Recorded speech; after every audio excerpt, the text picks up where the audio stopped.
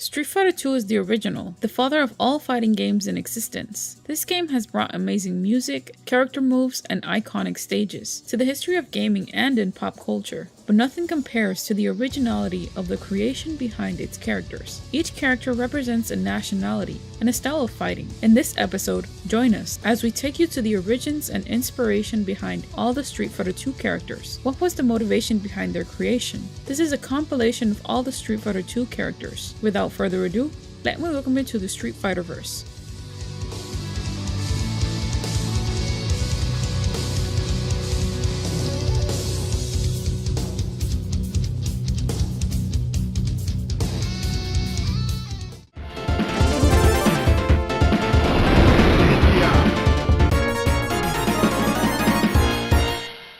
Dhalsim got his name from an Indian restaurant called Dhals in Osaka near Capcom's office.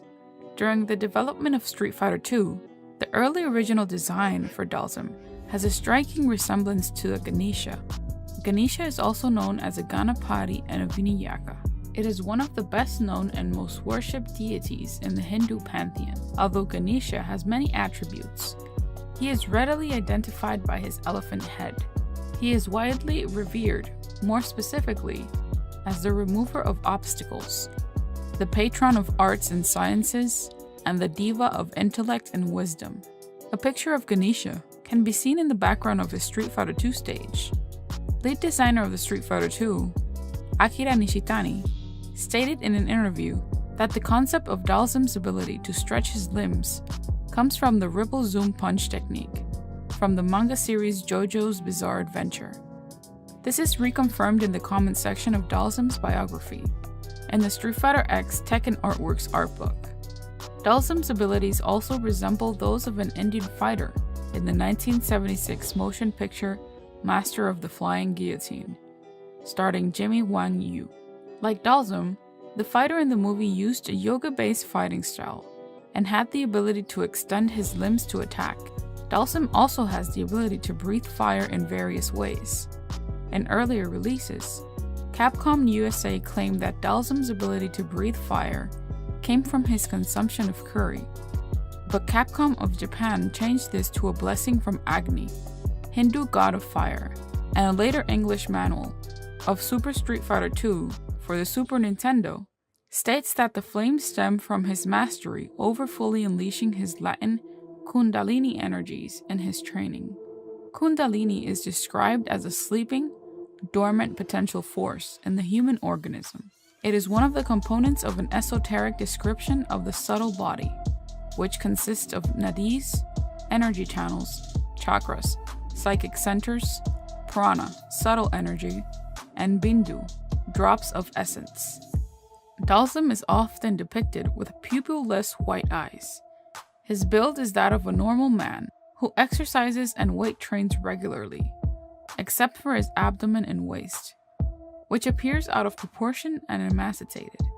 His arms are also large in length, and he uses this to create an advantage over his opponents during fights, usually opting to wear them down from a distance. He wears torn yellow saffron shorts, held tight around his waist by a piece of rope, as his only clothing, as well as yellow saffron wristbands and ankle bands. He has 3 red stripes adorning his head, hoop earrings, and metallic bracelets, and sometimes also anklets. In the Street Fighter Alpha series, he wears a turban that he removes before battle. The skulls he wears around his neck are those of village children that died during a plague. Dhalsim's minimal clothing and necklace of skulls are reminiscent of the Hindu ascetics known as the Kapalikas, or skull bearers. Dhalsim's alternate costume changes his skin color, usually to a shade of gray or yellow, reminiscent of the ash that Hindu holy men cover their bodies in. In Street Fighter V, he has gained a long white beard as a result from aging and wears his turban rather than removing it. Dhalsim is quite stoic, serious, self-disciplined, humble, and also very stern when needed. Being a pacifist, he will never hurt a person more than necessary, or kill an adversary, even the evilest ones such as M.Bison. His pacifist beliefs also allow him to be a greatly loving father and husband towards his family. As an extremely altruistic man, Dhalsim fights mostly for the poor and oppressed, as he constantly tries his best to raise money for his poverty-stricken people. Dhalsim is aware that if he uses his power to harm, he may become evil, and frequently questions his decisions to use his powers for fighting. Furthermore, all forms of yoga are meant to aid personal journey towards enlightenment, and not to harm others. Therefore, Dhalsim is constantly concerned about his fighting style overwhelming his own principles of non-violence. Dhalsim has a more mature and less enthusiastic nature, as he regularly relies on his traditional yoga meditation rites to expand his spirituality and keep his inner neutrality in the face of emotional involvement that may compromise his discipline. Dhalsim always remains calm and serene. When he fights, he is always in a constant state of meditation, so he can focus on the opponent.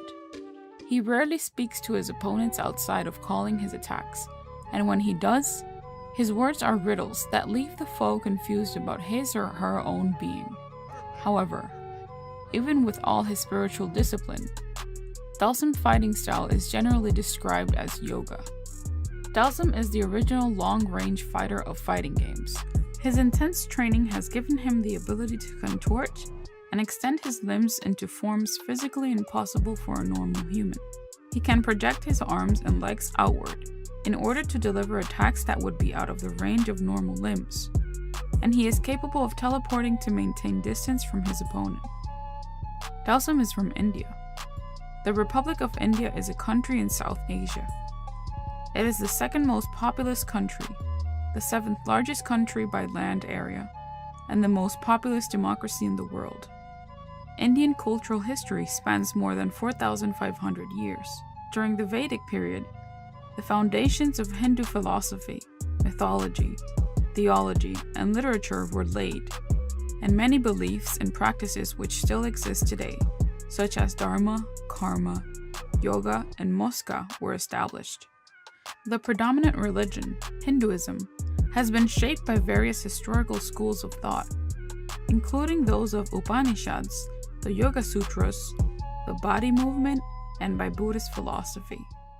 Hinduism is a diverse system of thought, marked by a range of philosophies and shared concepts, rituals, cosmological systems, pilgrimage sites, and shared textual sources that discuss theology, metaphysics, mythologies, Vedic yajna, yoga, agamic rituals, and temple building, among other topics.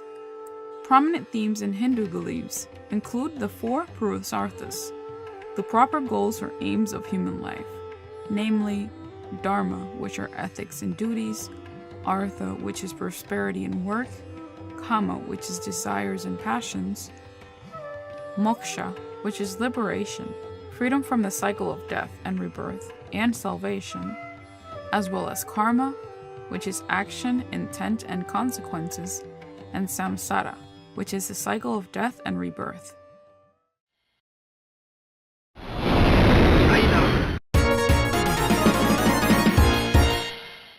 The initial concept of the creation of Chun-Li, female fighter to Street Fighter 2, according to Japanese game director and character designer Akira Nishitani, is stated to be inspired by the character Tao from the anime film Armageddon Genma Wars. Hadoukens Genma Taisen is a science fiction anime movie released in 1983. The movie was based largely on Kazumasa Hirai's first 3 Genma Taisen novels. The movie was directed by Rintaro, with character designs by Katsuhiro Otomo, who is famous for having written and directed the highly acclaimed Akira film. It's said Tong Pu, an antagonist from Capcom's Strider franchise, also served as the inspiration for Chun-Li's design. Tong Pu is a recurring character in the series, appearing in most versions of the first Strider game, and returning for its 2 official sequels. She is also the character with the most exposure in the series besides Hiryu himself. Tong Pu is the middle sister of the Bounty Hunter, an assassin trio known as the Kunyang Team, or the Four Winds. He acts as the team's leader. The creator of Chun-Li was Akira Yasuda, artist-creator from Capcom, heavily involved in the creation process of Street Fighter 2. During developing Chun-Li, Akuma Yasuda had given her trademark robust and muscular thighs, which was said to emphasize Chun-Li's drive, to show her determination to push herself through her physical limits, to fight on even ground and match the male-dominated caste in strength. While composer Yoko Shimamura reveals that it was also done out of his personal taste for women. Akira Akuma Yasuda describes that in the first stages of her design, that pants were appropriate for her attire, for her kung fu style of fighting, but they ran into troubles when in the early stages of programming, the pants didn't fit in with the character. Akuma describes it as lacking intensity, and I quote, "If it lacks impact, once translated into pixels, it becomes meaningless." After several tries, they figured out that changing the pants to tights was the best way to go, thus creating the final form of Chun-Li's attire. Designer Eri Nakamura would later design Chun-Li's Street Fighter Alpha attire, which helped to further detail her developed upper body physique, and would be further basis for her character models in Street Fighter EX series. One of Chun-Li's moves in concept was said to be a back-flipping attack, which was well received by playtesters, since they considered the attack to be broken. This move was supposed to have made it into the final release, but was cut out due to lack of time to program it back into the game. During development of Street Fighter III: Third Strike, Yoshinori Ono witnessed the development of Chun-Li's sprite as artists began to expand the widths of her thighs, which were said to border on gigantism at times, but agreed that their thickness helped to add in greater detail to her character. Being a professional police officer and international agent of Interpol, also appears to evoke inspiration from the 1980s Charles Bronson action movie Assassination, and to the character Charlotte Cha-Li Chung, as portrayed by actress Jan Gan Boyd, who was the sidekick and on and off romantic partner of Charles's lead role, Jay Killian, as members of the Secret Service. The establishing portion of the movie shows Charlotte in a traditional blue shipao in a scene with Jay. Chun-Li's name is Mandarin for Spring Beauty.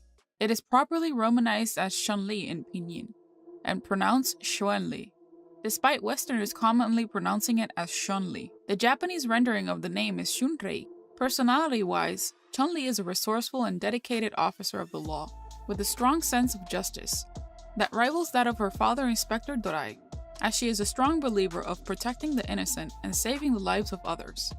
Chun-Li is a highly disciplined, seasoned, and courageous woman, and is on numerous occasions the voice of reason in many of the scenarios within the Street Fighter universe. As an Interpol officer, she takes her work as a cop with pride, showing content at what she does when she saves lives. Outside of her duties as an Interpol officer, she has an elegant, sweet, and feminine personality. Interpol is an intergovernmental organization, facilitating international police cooperation. Their work focuses primarily on public safety and battling crimes that take place around the world. Chun-Li, however, is not without her flaws, as she is known to be very competitive with criminals in Street Fighter media, and does not take kindly to those who insult her pride as a cop. There are also times when she is shown to have a fairly dense side to her personality, like for example in her ending of Super Gem Fighter Minimix. As pointed out by Nash and Guile, Chun-Li tends to let her emotions get the best of her while on duty. This has at least on one occasion almost caused her demise at the hands of Bison. As shown in her story mode and in A Shadow Falls, Chun-Li has been told this and she has promised not to do it again, although it keeps happening. Because of her devotion to justice, she often becomes allies and friends with other soldiers and cops.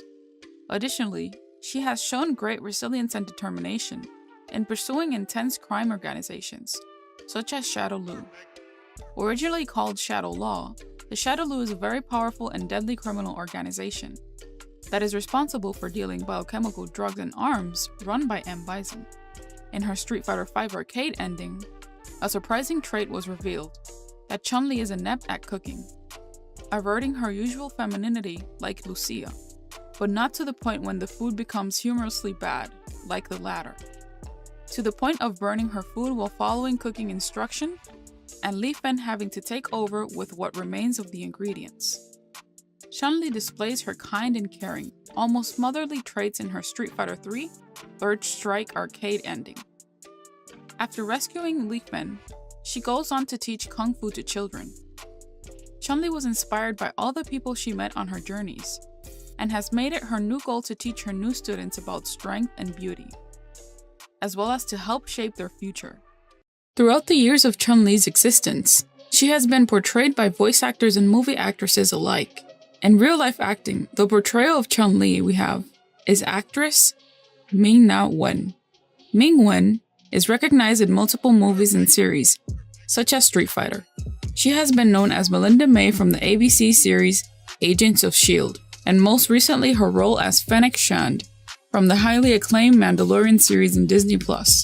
She is also in the animated series of The Bad Batch and the upcoming series The Book of Boba Fett. Next actress is Christina Lara Crook, Canadian actress. Debuting on teen drama Edgemont, she became most known for her roles as Lana Lang in the superhero television series Smallville and Chun-Li in Street Fighter: The Legend of Chun-Li. Other actresses include Gemma Nguyen. Gemma Nguyen is known for her work on The Jungle Book, Phantom Breaker, Battlegrounds, and Street Fighter independent movie shorts made by Rogue Origin Films on YouTube. I recommend checking them out. Let's start with Chun-Li's voice actress, such as Donya Yamamoto. I am the strongest woman in the world! She was the voice of Chun-Li in Street Fighter animated series in 1995. Next actress, Miki Fujitani. She was the voice in the Street Fighter 2 the animated movie. Yumitoma. She plays Chun-Li's voice role in the Street Fighter Alpha the movie. Leah Sargent. Hi, I'm Chun-Li. Are you ready to go on the grand tour? Voice actress for the Street Fighter Alpha the movie, Street Fighter 2 the animated movie, and Street Fighter 2 V. Next actress, Yuko Miyamura. Voice actress of the Street Fighter Alpha series, Super Puzzle Fighter 2 Turbo, X-Men vs. Street Fighter EX series, Marvel Superheroes vs. Street Fighter, Pocket Fighter, Marvel vs. Capcom 1 and 2. Actress Atsuko Tanaka. Voice actress of Namco Capcom, Street Fighter 3 Third Strike, Capcom Fighting Evolution, Michiko Neya.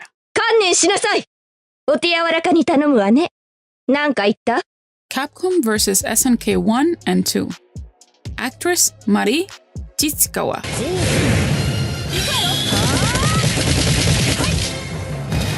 Voice actor in SNK vs. Capcom and SVC Chaos. Actress Fumiko Orikasa. Actress of Tatsunoko vs. Capcom, Street Fighter 4 and 5, Marvel vs. Capcom 3, Street Fighter Tekken, Project X Zone 1 and 2.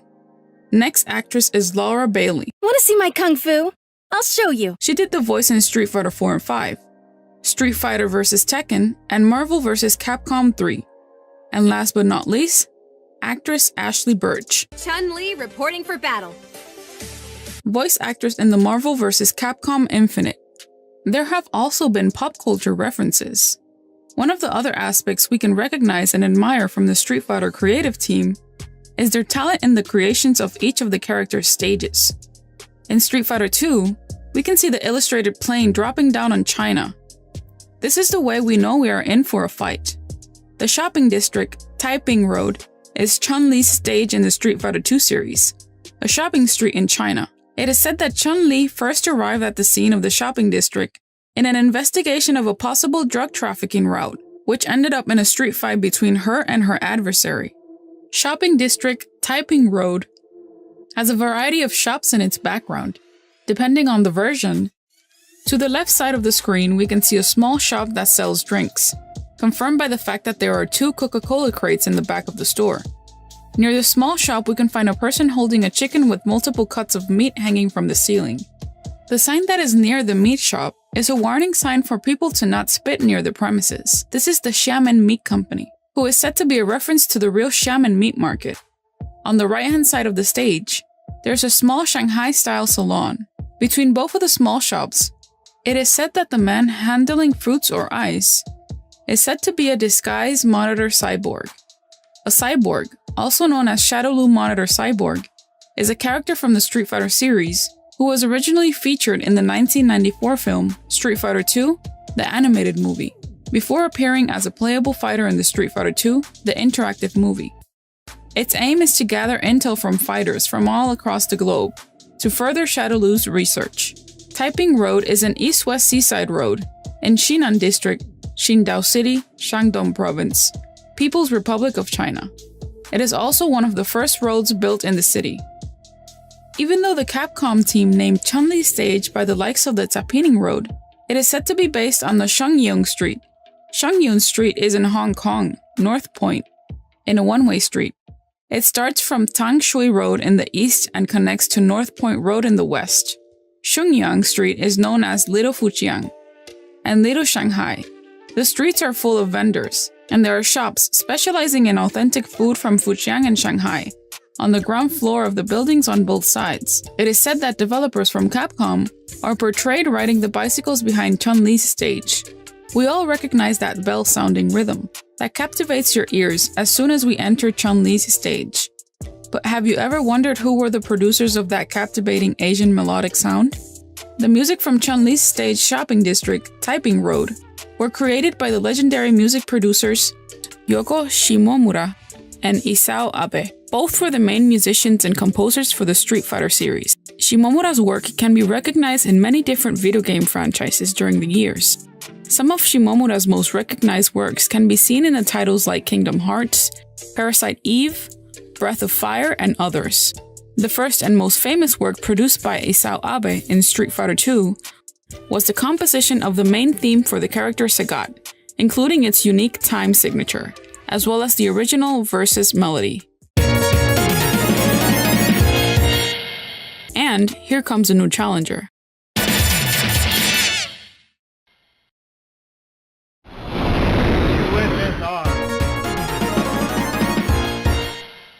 Zangief is known as the Red Cyclone, who is a professional wrestler from the former Union of Soviet Socialist Republics, known as Russia today. He is known for being a large but slow Street Fighter character, standing around 7 feet tall and weighing around 400 pounds. Zangief's style and design has a beard and a mohawk, with hair on its torso and shins. He wears red boots with gold trims. Later in the Street Fighter Alpha 2 series, Zangief was given a red cloak, in which he would take off before his fights. This cloak was accepted as part of his attire in the 1994 Street Fighter II animated movie, and in the Street Fighter Alpha, the movie. He carries the scars from multiple wrestling bouts with Usuri Brown Bears and Kamchka Brown Bears. Zangief was part of the original lineup in the Street Fighter II, The World Warrior, which came out in 1991. The initial roster of the Street Fighter II series included characters like Chun-Li, Ryu, and Ken. Zangief is portrayed as a Russian patriot, proud of his massive muscular build and strength. Even though he may look a strong character from the outside, according to the Street Fighter II Special Championship Edition, Zangief is described as good-natured, with a great sense of humor and totally fearless. In Zangief's interests, he enjoys Cossack dancing and eating borscht, which is a soup made with beets. The initial concept of Zangief was designed by Akira Akiman Yasuda from the Capcom game development team. Zangief's prototype name was sketched as Vodka Gobalski. His appearance was influenced heavily on professional wrestlers from the late 1980s and 1990s. Two of the most noticeable and respected wrestling figures by the names of Viktor Zangief and Ivan the Russian Bear Koloff. Viktor Zangief was born on May 26, 1962 in Kazakh Soviet Specialist Republic, part of the Soviet Union. He was a retired Soviet and Russian freestyle wrestler of Ossetian origin who wrestled professionally in Japan, where he became recognized by his wrestling career and was the inspiration for the creation of the Red Cyclone himself. In October 1994, he left UWFI and retired from professional wrestling. Another great inspiration for the creation of Zangief was Ivan Koloff, the Russian Bear. Ivan Koloff, born Oriol Donald Berras, was a Canadian professional wrestler, best known as the first Canadian wrestler to hold the WWF World Heavyweight Championship. Berras was born in Montreal, Quebec, Canada. In his early career, Ivan Koloff debuted as an Irish rogue villain character named Red McNulty, built from Dublin, Ireland, and wrestling with an eye patch. He debuted as the Russian Bear in 1967, a bearded villainous character built from Ukraine. His final match was against Bob Armstrong, in which Armstrong won on November 16, 2013, at Superstars of Wrestling 1 in Rome, Georgia. This was his last match after his passing on February 18, 2017. Both Zangief and Koloff legacy will live on for many years. I'm so glad that the Capcom team found inspiration in these wrestlers for their main character storyline. I can appreciate the details and time the Capcom team dedicated to create the Red Cyclone. USA. The original concept of Ken Masters is said to be made by Shuei Okano and Akira Yasuda. In the initial designs of Ken Masters, Akira Yasuda uses Beni Urquides from the Shikakui Jungle appearance as the layout for Ken Masters. The Shikakui Jungle manga was written by Iki Kajiwara. Kajiwara was a Japanese author, manga writer, and film producer. He is also responsible for the creation of Karate Baka Ichidai, which translated means Karate Master, where Ryu and Sagat origins are from. Karate Master is a Japanese manga drawn by Jiro Tsunoda and Joya Kagemaru, with the story written by Iki Kajiwara. The story was inspired by the life of the real-life martial artist Mas Oyama. Part of Ken's creation was also inspired by a real-life karate world champion named Joe Louis. Jay Lewis was an American kickboxer, point karate fighter, and actor. As a fighter, Lewis gained fame for his matches in the 1960s and 1970s. He has twice been voted the greatest fighter in karate history, having won innumerable karate tournaments, and has attained the titles of United States Heavyweight Kickboxing Champion, World Heavyweight Full Contact Karate Champion, and United States National Black Belt Kata Champion. Like Ken, Lewis was a blonde American who trained in a traditional style in Japan, then went back to the US to become a famous champion. Lewis also founded Full Contact Karate and became a world champion at that as well. In addition to his similar looks, Lewis was also known, as were many American karate fighters of his time, for using colored karate uniforms, including a red one. Lewis notably appeared on the cover of Combat magazine, dressed in red with a black belt. He challenged traditional karate ways and modified much of his original Shorin-ryu style, similar to Ken's modifications that distinguish him from Ryu, a traditional fighter. It is one of the major modern Okinawan martial arts and is one of the oldest styles of karate. It was named by Shoshin Shibana in 1933, but the system itself is much older. Apparently, when Ken was about 12 years old, his father, a rich hotel tycoon owner, thought that his son needed to learn about discipline, or his son would become a spoiled brat all of his life and try to leech onto the master's family fortune. In order to do so, the elder masters sent Ken to Japan to train under his best friend, the mysterious karate master Goken. At first, Ken was very hesitant to learn from Goken, wanting to go back to the United States, but later began to respect his master. He even enjoyed the company of Goken's adopted son, Ryu, since he had a foil to finally pull pranks on, although this got Ken into a lot of trouble. Ryu and Ken would later become best friends and each other's principal rivals. When Ryu was 23, Goken decided that both of his students had grown up to be fine fighters and decided that their training was over and could now leave the dojo. Ryu decided to travel the world in order to continue his training, whereas Ken was finally happy to be going back home to the United States after his years of straining his back for his master Goken and finally learning the meaning of humility. After coming home, Ken competed in many different martial arts tournaments held in the United States, winning most of them. Ken's personality is the complete opposite of Ryu's. Masters is stylish, unorthodox, and unpredictable. Ken Masters has a giant ego, in which he constantly reminds his opponents how great he is. While sometimes he might come out as super confident and arrogant, he is generally kind, friendly, a good person, and very easygoing, which led him into starting a family of his own. He is the father of Mel Masters and husband to Eliza Masters, which is Guile's wife's sister.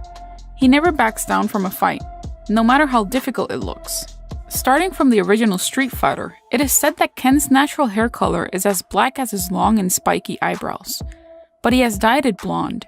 In the original Street Fighter, Ken fought barefoot and wore yellow armbands without gloves, unlike his rival Ryu, who originally wore red slippers with sparring gloves and began fighting barefooted in subsequent games. Ken is most easily recognized by wearing different sparring gloves that are either the color of his blonde hair or red. Ken wears brown gloves in most other appearances. Ken wears a red sleeveless karate gi, with a black belt with neatly torn off sleeves, similar to Ryu's, and it is usually seen in better shape than Ryu's, except for in the Street Fighter 3 series. since he can easily afford to keep up and/or own spares. Capcom has officially stated that a red karate-gi was chosen to stand out and to reflect his more flashy style of fighting. For Street Fighter 3, Ken was supposed to be given new techniques, but the staff refrained from it as they found him overpowered. By the time of Street Fighter 5, Ken's appearance has undergone the first major design change in the character's history. Ken's G-top now hangs around his waist, and he wears a black V-neck training shirt with several red linings in its place. He sports black sparring gloves and has his hair tied back in a top knot instead of hanging loose, which was grown into medium length after the events of Street Fighter 3 series, and now wears black ankle wraps with red linings instead of barefoot. For this game, Capcom wanted to differentiate these two characters' moves, since they have been seen as clones. He added, "Ken's more of the hothead. He's the one that's going to rush you down and be in your face. So his V-skill is a run move that can be used to constantly pressure your opponent."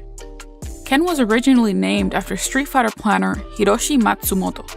Hiroshi is a Japanese game director, producer, and sound designer, one of the men who is credited for having created the Fatal Fury and Art of Fighting series. Hiroshi changed Ken's name to Mean Fist instead during his development. He gained his last name when toy company Hasbro got the license to add the characters from Street Fighter 2 to their G.I. Joe toy line. It is widely believed, though never confirmed, that the name was given to avoid copyright confusion with the character of the same name from Mattel's Barbie toy line, Ken. If there is one thing we love about Ken Masters, it's his 1980s Metal Glory Days inspired music. As soon as the round starts, the melodic tone prepares you for battle. But do you ever wonder who created this epic nostalgic melody that we all grew to cherish and love? Well, it comes from the legendary music producers Yoko Shimomura and Isao Abe. Both were the main musicians and composers for the Street Fighter series. Shimomura's work can be recognized in many different video game franchises during the years. Some of Shimomura's most recognized works can be seen in the titles like Kingdom Hearts, Parasite Eve, Breath of Fire, and others. The first and most famous work produced by Isao Abe in Street Fighter 2 was the composition of the main theme for the character Sagat, including its unique time signature, as well as the original versus melody. And here comes a new challenger. Jingles that would serve as templates for the company's future fighting games. Inspiration for video game music at the time was always a derivative of a popular song or theme. It is no exception with Ken's stage music. Here's an example of the similarities between Yoko Shimomura's Ken Street Fighter version.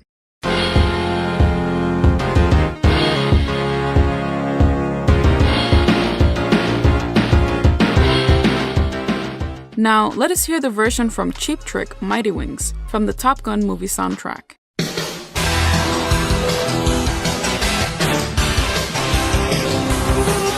Sounds familiar, right? Well, the composer has been asked about this and has stated it was not an intentional inspiration. Some fans have pointed out that Ken's theme song sounds similar to the Cheap Trick song Mighty Wings from Top Gun. I have heard people say that, says Yoko Shimomura. And I watched the movie before I composed the song, so I can't deny I may have been inspired subconsciously. But I did not go into it thinking, okay, I'm gonna make this song sound like Mighty Wings.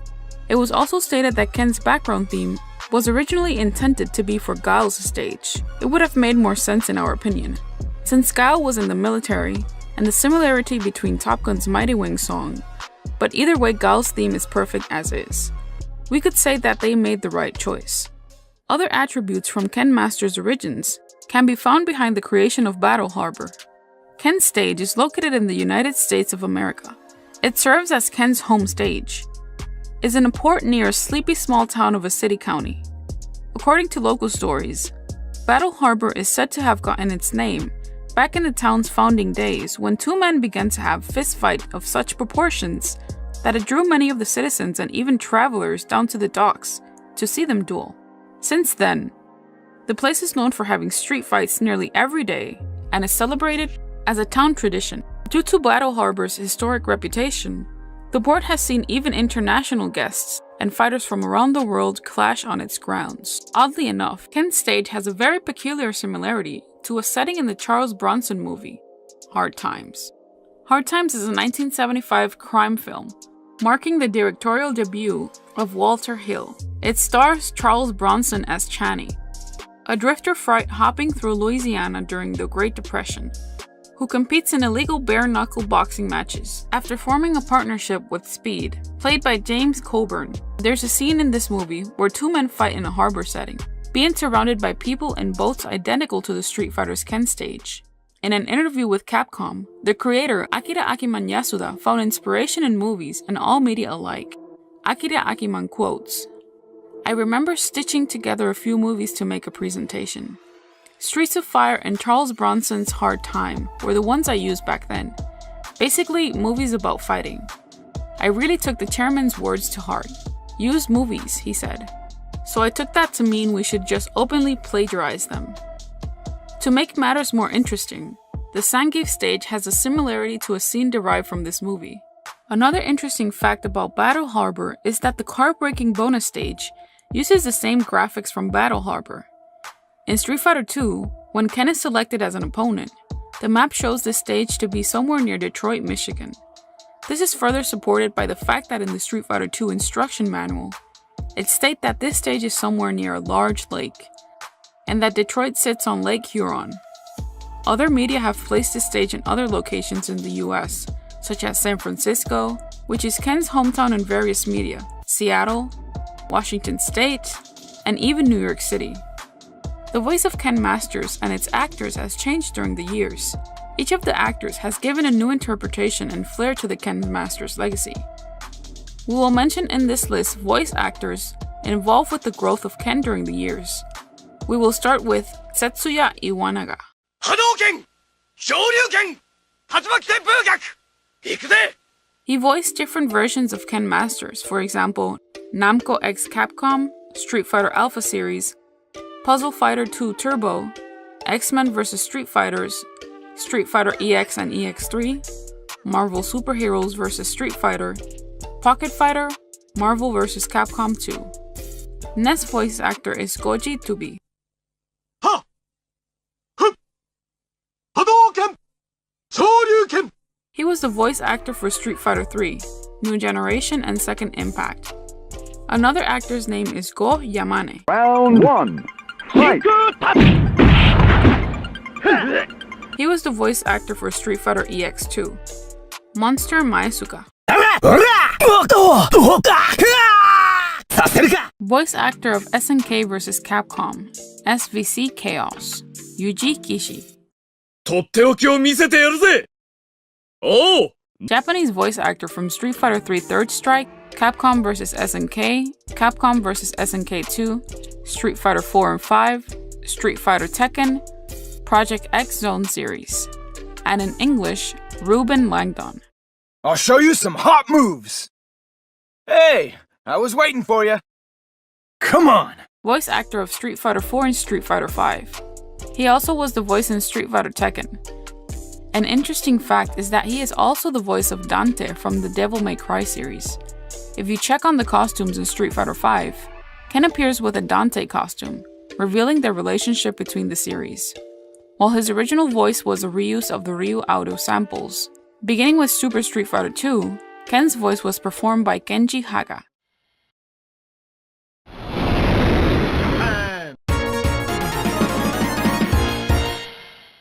E. Honda, also known as Edmund Honda, is one of the main characters from the Street Fighter 2 video game.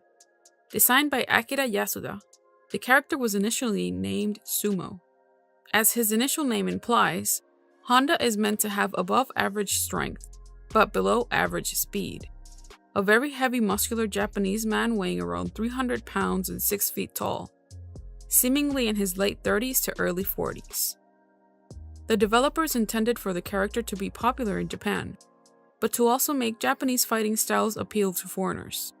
Honda's Shikona, which is the name they gave sumo wrestlers in Japan, is mentioned as Fujinoyama, referring to the Fuji mountain of Japan. He wears his black hair in a chongmage, which is a traditional Japanese top-knot haircut worn by men. E. Honda dresses in a blue and white striped yukata, which is an unlined summer kimono used in bathhouses. The upper half of the yukata is folded down over the belt to leave his upper body exposed. Honda's signature move is the 100 violent sumo hands, commonly referred to as the 100-hand slap. His face is painted in the kumadori style of makeup, used in kabuki. The kumadori style of makeup generally consists of brightly colored stripes, or patterns over a white foundation. The colors and patterns symbolizing aspects of the character. Only a few colors are used in the kumadori makeup: red, blue, brown, and black. While this black is simply used to exaggerate features, such as eyebrows and the line of the mouth, the other colors are used to tell the audience about the character's nature. The red kumadori indicates a powerful hero role, often a character with virtue and courage. The most famous role to use red kumadori is that of the hero in Shinabaru Kamu, Shibarake Kamakura Kongoro, and has come to stereotypically represent kabuki in the West. Blue makeup is used to represent a villain, human or not, and represents negative emotions such as fear and jealousy. In traditional Japanese dramas, ghosts are often trapped by their attachment to such emotions, and so often wear blue makeup. Brown represents monsters and non-human spirits, such as Oni, which are demons. Though only 4 colors are used, there are over 15 different patterns of kumadori. Kumadori is worn symmetrically on both sides. Some patterns are used for several roles, as they have to come to represent a specific type of character over time, regardless of the play being performed. These styles are Nihonguma. This style of kumadori features 2 red lines leading up into the hairline, one leading off the eyebrows and one leading off the eyeline. This pattern is used to express quiet strength and hero. Sugikuma, the most well-known pattern of red kumadori. As seen in the Shibaraku on the hero, Kamakura Kongoro, its dramatic red lines represent the power and the righteous anger of the character. Mukimi-kuma, a stylish form of red kumadori used for young, handsome, and virtuous heroes. The character of Sukeroku in Sukeroku Yukari no Edo Sakura wears Mukimi-kuma kumadori and is the epitome of a handsome kabuki hero attempting to win the love of a high-ranking courtesan. Sarekuma, the style of kumadori used for comic villains. Though the kumadori is red, the lines used make the character look like an animal, indicating that they should not be taken seriously. Some forms of sarekuma make the character look like a monkey or a crab. Kugekuma, a dramatic form of blue kumadori, used to indicate a villainous imperial court aristocrat looking to overthrow those in power. The design used is very similar to that of a sugikuma, an impression of a kabuki's actor's face makeup preserved on a piece of cloth is known as an oshikuma. An oshikuma, as stated before, is an impression of the kumadori of kabuki actors on a piece of cloth, usually silk or cotton, created as an artwork and memento. Kabuki is a classical form of Japanese dance drama. Kabuki theater is known for its heavily stylized performances, the often glamorous costumes worn by performers, and for the elaborate kumadori makeup worn by some of its performers. Kabuki is thought to have originated in the very early Edo period, when founder Izumo no Okuni formed a female dance troupe, who performed dances and light sketches in Kyoto. The art form later developed into a present all-male theatrical form, after women were banned from performing in Kabuki theater in 1969. Kabuki developed throughout the late 17th century and reached its zenith in the mid-18th century. The 3 main categories of Kabuki play are Jidaimono, Sewamono, and Shoshogado. The Jidaimono, or history plays, are set within the context of major events in Japanese history. Many shows were set in the context of the Genpei War of the 1180s. The Namboku Cho Wars from the 1330s, or other historical events. Unlike Jidaimono, which is generally focused upon the samurai class, Sewamono focused primarily upon commoners, namely townspeople and peasants. often referred to as domestic plays in English. Sawamono is generally related to themes of family drama and romance. Kabuki pieces place their emphasis on dance, which may be performed with or without dialogue, where dance can be used to convey emotion, character, and plot.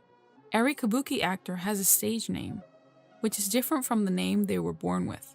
These stage names, most often those of the actor's father, grandfather, or teacher, are passed down between generations of actors' lineages and hold a great honor and importance.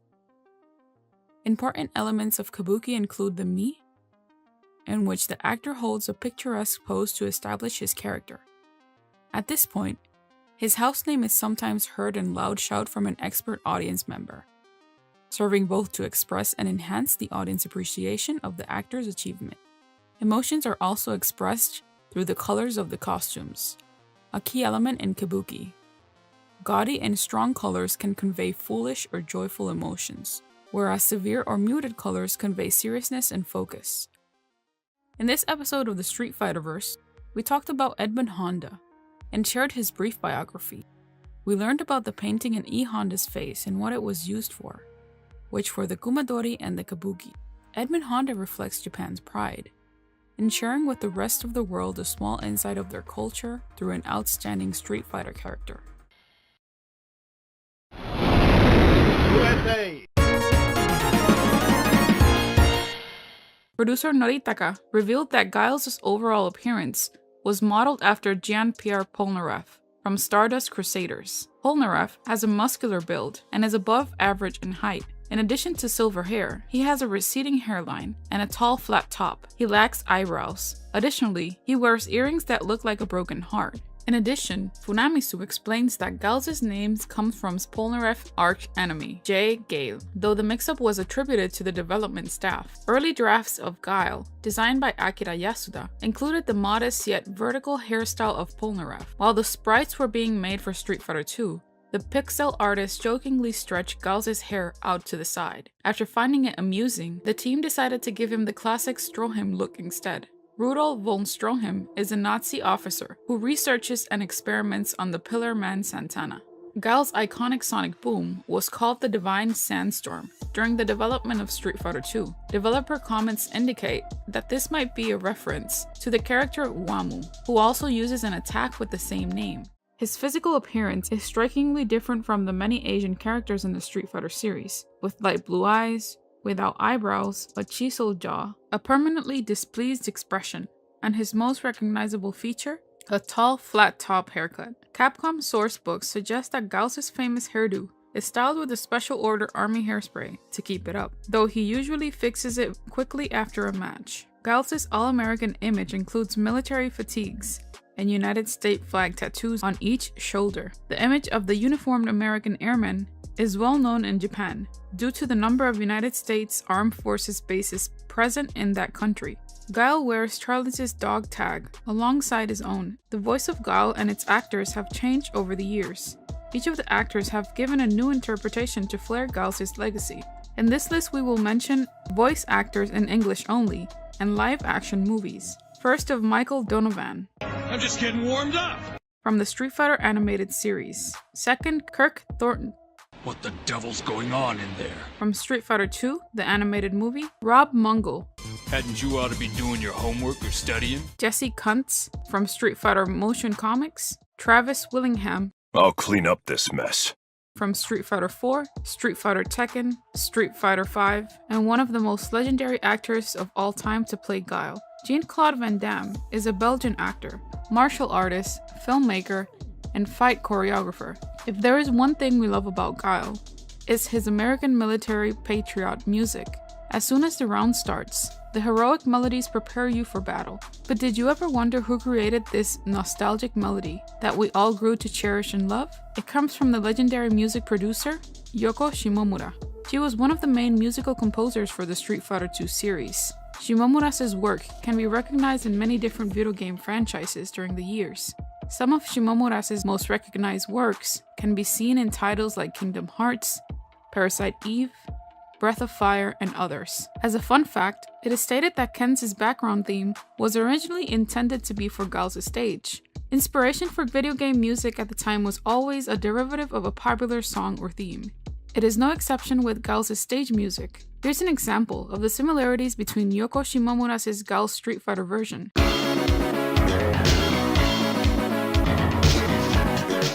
Now let us hear the version from T-Square Travelers.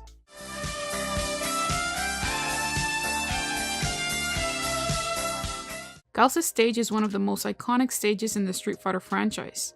From the Street Fighter II complete file, it states that Guile's stage is set on the Air Force Base. The stage has some of his colleagues watching the battle, and an F-16 fighting Falcon jet in the background, with the text CAP RF512. The stage has 2 crates that can be broken. The story goes that Guile went to the Air Force Base while searching who killed his comrade, Charlie Nash, his only clue being the name M.Bison. In the base, someone challenges him for a fight, in exchange for information. In Street Fighter V, the Air Force Base appears as Guile's stage, being somewhat of a replica of the Super Street Fighter II version, now featuring an F-18. One of the most important moves by Guile is his sonic boom and his flash kick. Executed by charging downward, then pressing upward and kicking, the user performs a backflip, kicking his opponent harshly as he does.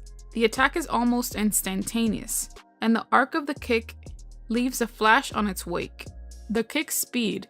It is useful as a nigh impenetrable anti-air counter. It is also good for zoning, ending combos, punishing, and preventing certain cross-up attempts.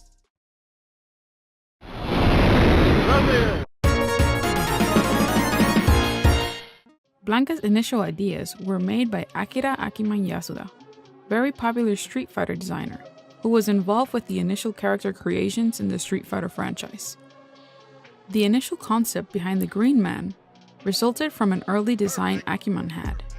The design was of an African man named Anabebe, who was said to be raised by a lion.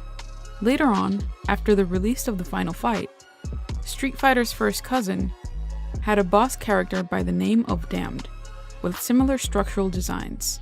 Capcom again approached the idea for Blanka's character in the Street Fighter II. The Capcom team even considered a couple of designs for the Green Man.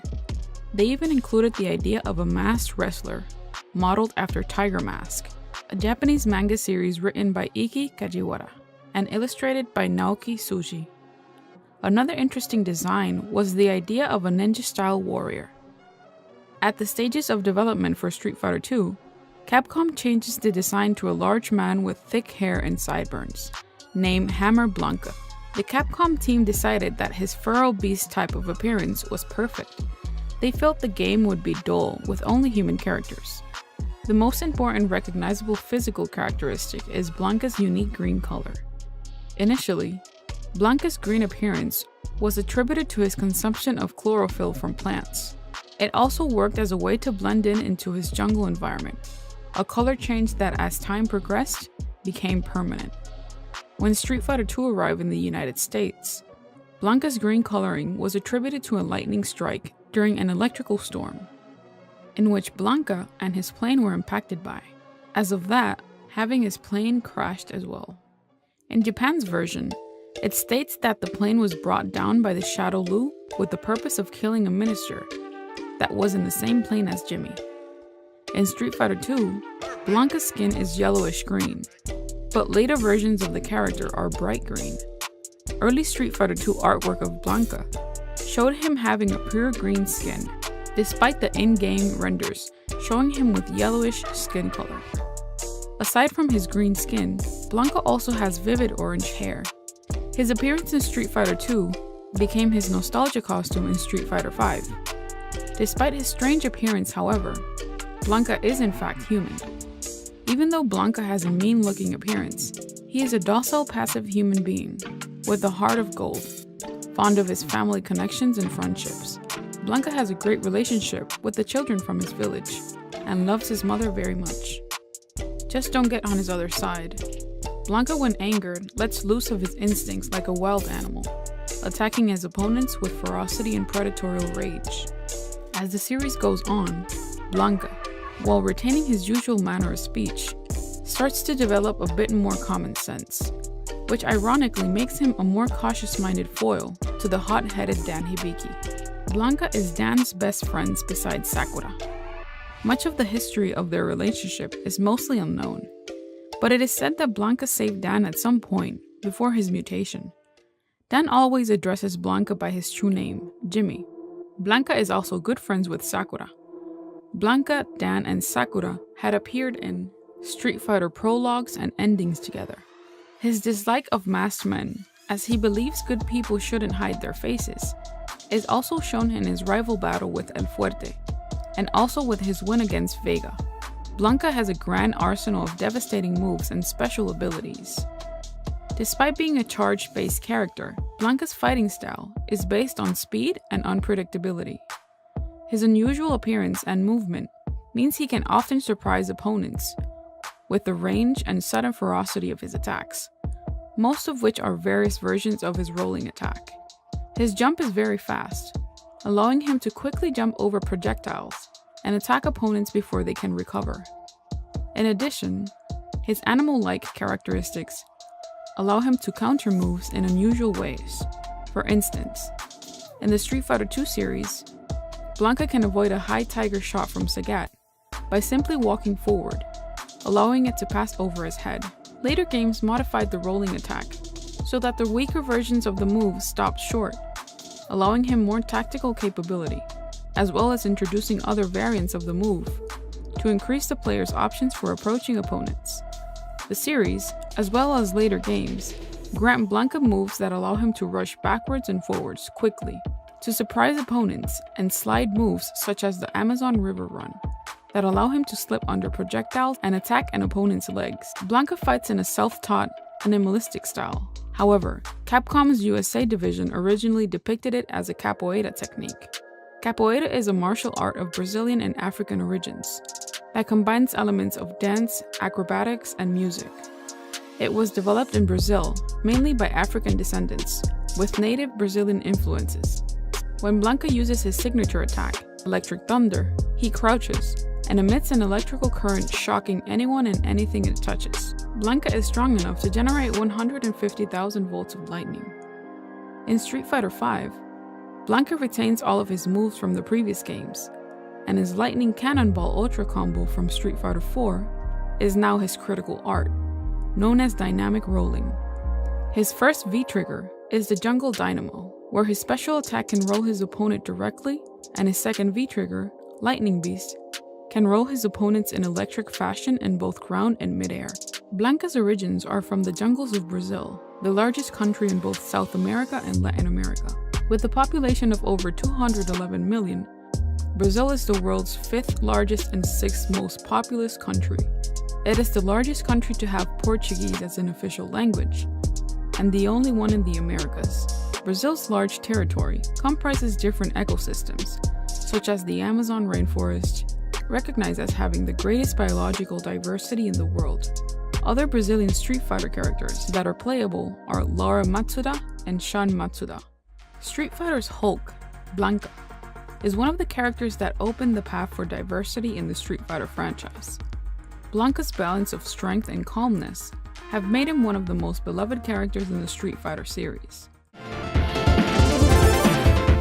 We will start with the concept of Ryu. According to fandom, Ryu is influenced by Masutatsu Oyama and Yoshiji Soeno of Karate Master, also known as Karate Baka Ichidai.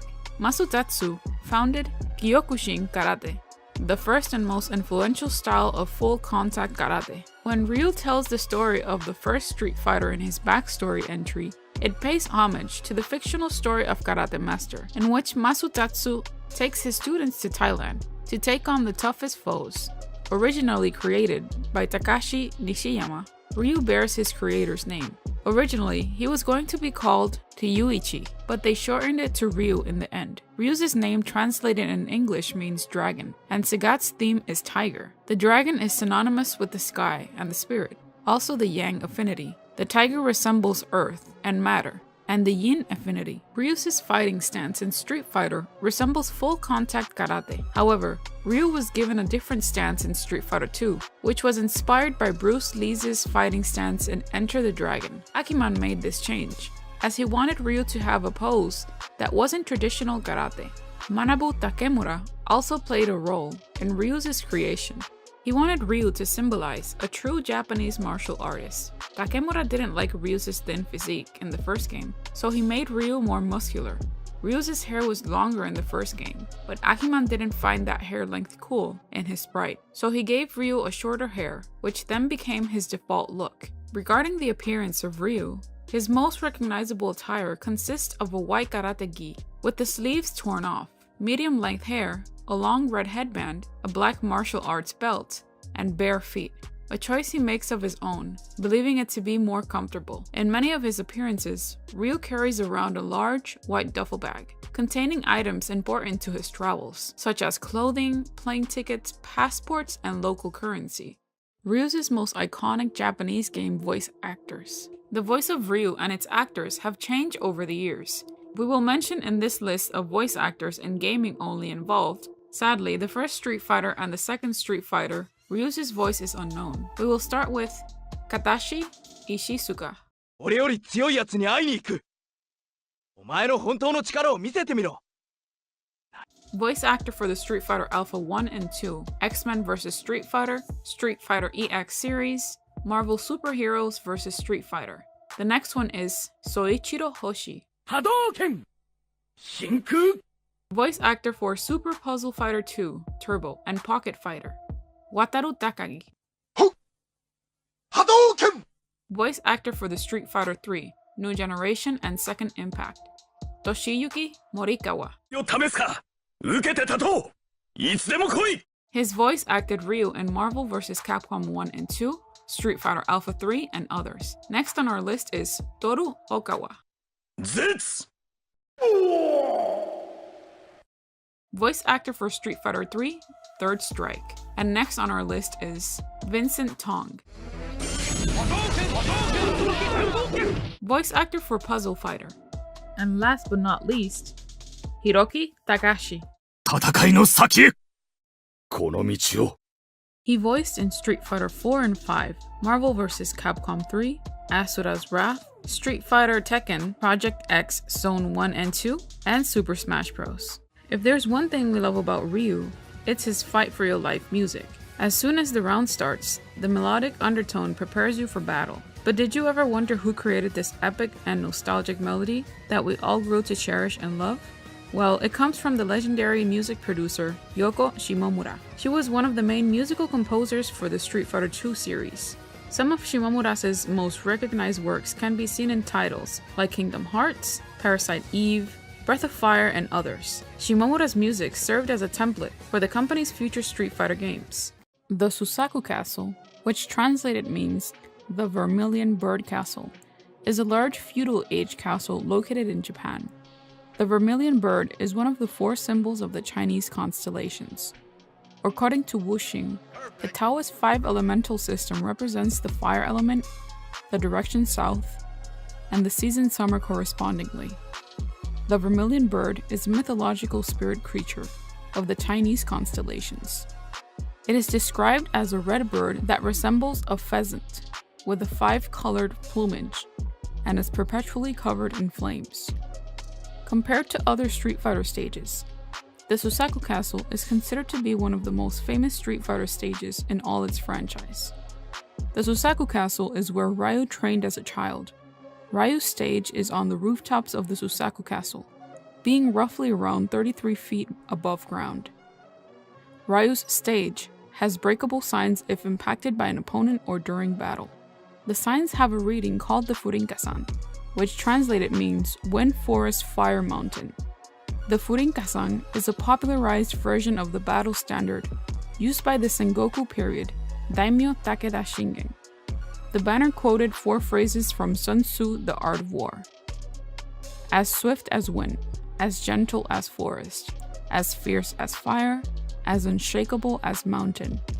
Sun Tzu was a Chinese general, military strategist, writer, and philosopher who lived in the Eastern Shou period of ancient China. Sun Tzu is traditionally credited as the author of The Art of War, an influential work of military strategy that has affected both Western and East Asian philosophy and military thinking. His works focus much more on alternatives to battle, such as stratagem, delay, the use of spies, and alternatives to war itself, the making and keeping of alliances, the uses of deceit, and a willingness to submit, at least temporarily, to more powerful foes. The Furinkasan signs are only present on the original Street Fighter II, Hyper's Street Fighter II, the Anniversary Edition, and the Ultra Street Fighter II, the Final Challengers. A fun fact, the same message can be seen in Ryu's belt in some of his appearances. In some versions, bats can be seen flying at night on the Susaku stage. The Susaku Castle stage can also be seen on Street Fighter III, Third Strike, being Ryu's stage. The castle in Super Street Fighter II, Turbo Revival, appeared like the one in the Third Strike. A fun fact, in Super Street Fighter II, Turbo Revival, it featured the same Susaku Castle, but with a red-colored version, which was used by Akuma since they didn't have a stage for himself. The Susaku Castle appears in the background of the Street Fighter Alpha 3 as Ryu's Gengu Bugahara stage. The castle can be seen on the top of the mountains. In Street Fighter V, the Susaku Castle has the same Street Fighter II appearance, but with better graphics and design. It is said that Ryu Susaku's castle is based on Matsue Castle in the Shimane Prefecture of Japan. It is one of the few castles left standing in Japan in its original form. Matsue Castle is one of few remaining feudal Japan castles in their original wooden form, and not a modern concrete reconstruction. Built after the last Great War of feudal Japan, the castle has survived earthquakes, fires, wars, and other causes that destroyed or damaged other Japanese castles. The castle is a complex structure, built in a watchtower style, that appears to be 5 stories from the outside, but has, in fact, 6 levels inside. Most of the walls of the castle are painted black. It is a strong structure, built to withstand warfare, yet at the same time, it is majestic and solemn, reminiscent of the Momoyama style. The ornate castle architecture and interiors of the Momoyama period were a reflection of both a feudal lord's power and a new aesthetic sense. During the Momoyama period, Japan underwent a process of unification after a long period of civil war, and rulers like Oda Nobunaga and Toyotomi Hideyoshi built castles as symbols of their power. Typically, castles built during this period consisted of a central tower, or denshu, surrounded by gardens and fortified buildings. The dark interiors of castles were often decorated by artists, and the spaces were separated using slided fusuma panels and byobu folding screens. The ornate castle architecture and interiors, adorned with painted screens, embellished with gold leaf, marked clear departure from the somber monotones favored during the previous Muromachi period. The Shoin style, or a style of Japanese residential architecture that forms the basis of today's traditional style Japanese houses, has its origins within the earlier Muromachi period and continued to be redefined during the Momoyama period. Osaki Hachimangu is a Shinto shrine in Aobaku, Sendai, Miyagi, Japan, and is a fine example of a Momoyama architecture.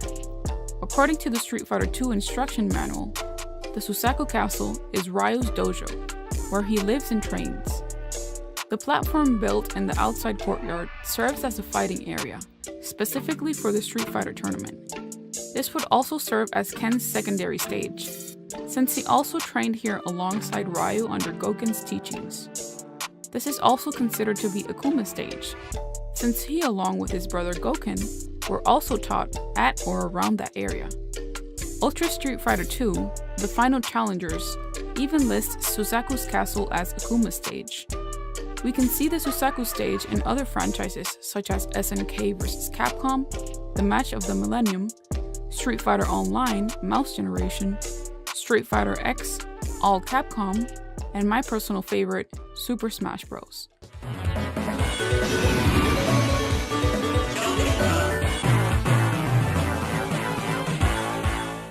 As stated by Fandom, Dee Jay was conceived by American designer James Goddard, and he is the only character in the mainline series to be conceived by an American. While Super Street Fighter II was going to feature Cammy, T.Hawk, and 2 brothers who had the same design save for a head swap, Goddard felt that it would be redundant to have another pair of characters with the same fighting style. As a result, Capcom added Dee Jay in place of one of the brothers, while the other evolved into Fei Long. The Japanese team asked Goddard for any more ideas for Dee Jay, which Goddard replied by suggesting kickboxer Billy Blanks. He commented that a really kick-ass black character would be awesome, instead of someone who was more negative, which is what you tended to see from the Japanese back in those days. In spite of the fact that Blanks played a villain in the film which he saw him in, The King of the Kickboxers, he began designing Dee Jay by drawing a sketch of him and sending it to the Japanese team. He sent the film The King of Kickboxers by copying a VHS tape and sending it through FedEx. He designed him as a positive, fun character, implementing elements such as him being Jamaican, a fun-loving guy,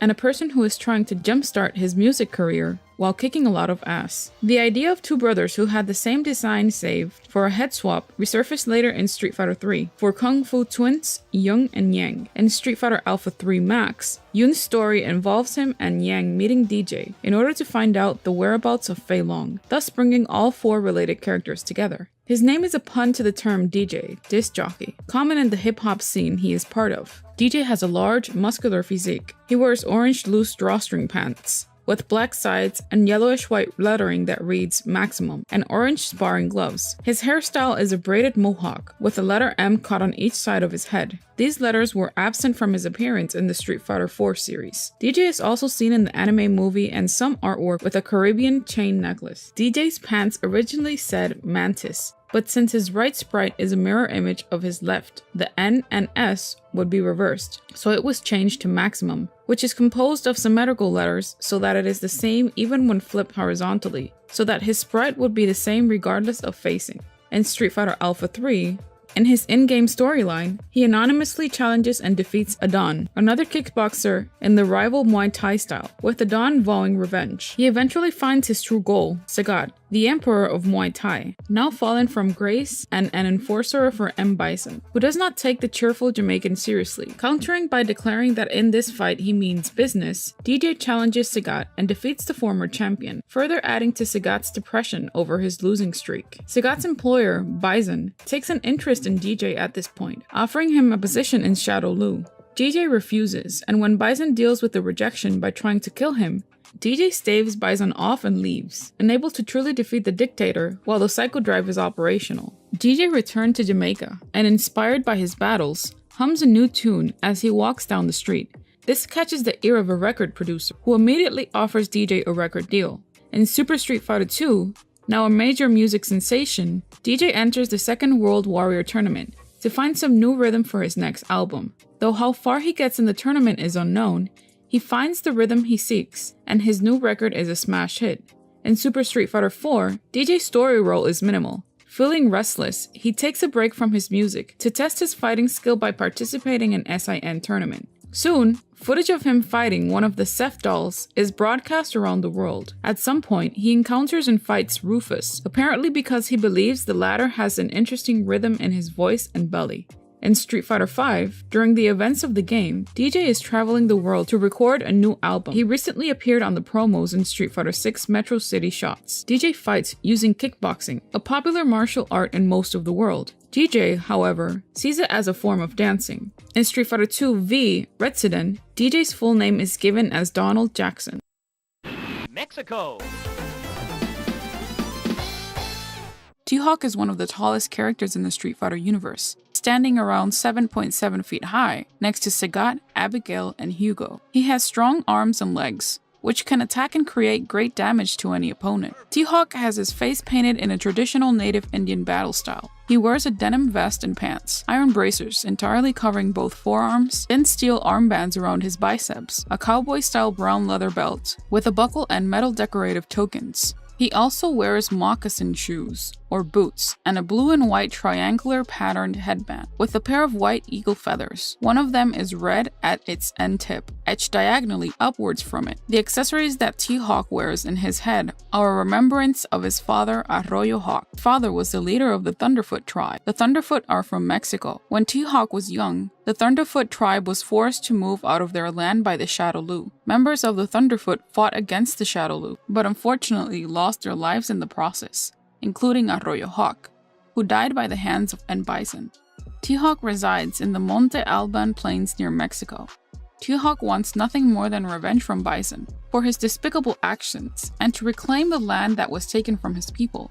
The Thunderfoot tribe had also experienced disappearances of many of their people.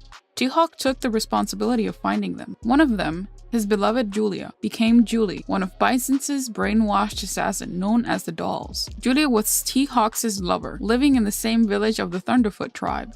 She was captured by Shadow Lu and brainwashed to be part of the Dolls, M.Bison's assassins and bodyguard. They were completely loyal to Bison, acted and talked like robots, and they were high-ranking members in the Shadow Lu. Julie is partnered with Junie, who appear as sub-bosses in Street Fighter Alpha 3 series. She is the second oldest member of the Doll, being often consulted for advice by the other members. Julie is the most rational of the Dolls, but sometimes she appears to be ruthless, possibly due to having her memory erased multiple times by the Shadow Lu. T.Hawk is commonly brave, tough, selfless, noble-spirited, centered and fearless, but equally moody, cold, brutish, unemotional, and apparently unsympathetic. His lack of emotional display mostly comes from suffering and devastation inflicted by M.Bison towards the Thunderfoot tribe and their sacred homelands.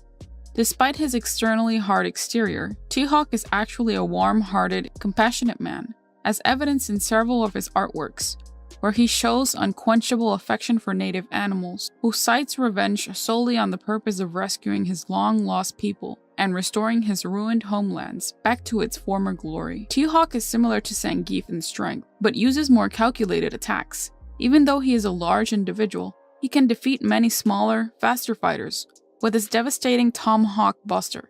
The move starts when T.Hawk ducks down and crosses his fist in front of his face, then rapidly stretches his arms out behind himself like wings, and jumps diagonally up, ramming his opponent in with his head and or shoulder. He also uses the Condor Dive. The move starts when T.Hawk quickly pauses in mid-air and dives diagonally in a roughly 45-degree angle towards the ground, with his arms spread backwards like wings. This move executes exclusively on the way up during a jump, thus cannot be performed while coming down. T.Hawk also uses the Mexican Typhoon technique. As T.Hawk grabs his opponent, he will catch them by the head with one hand, leap into the air, and spin them around in a circle several times like a windmill, before slamming them down into the ground for a devastating impact.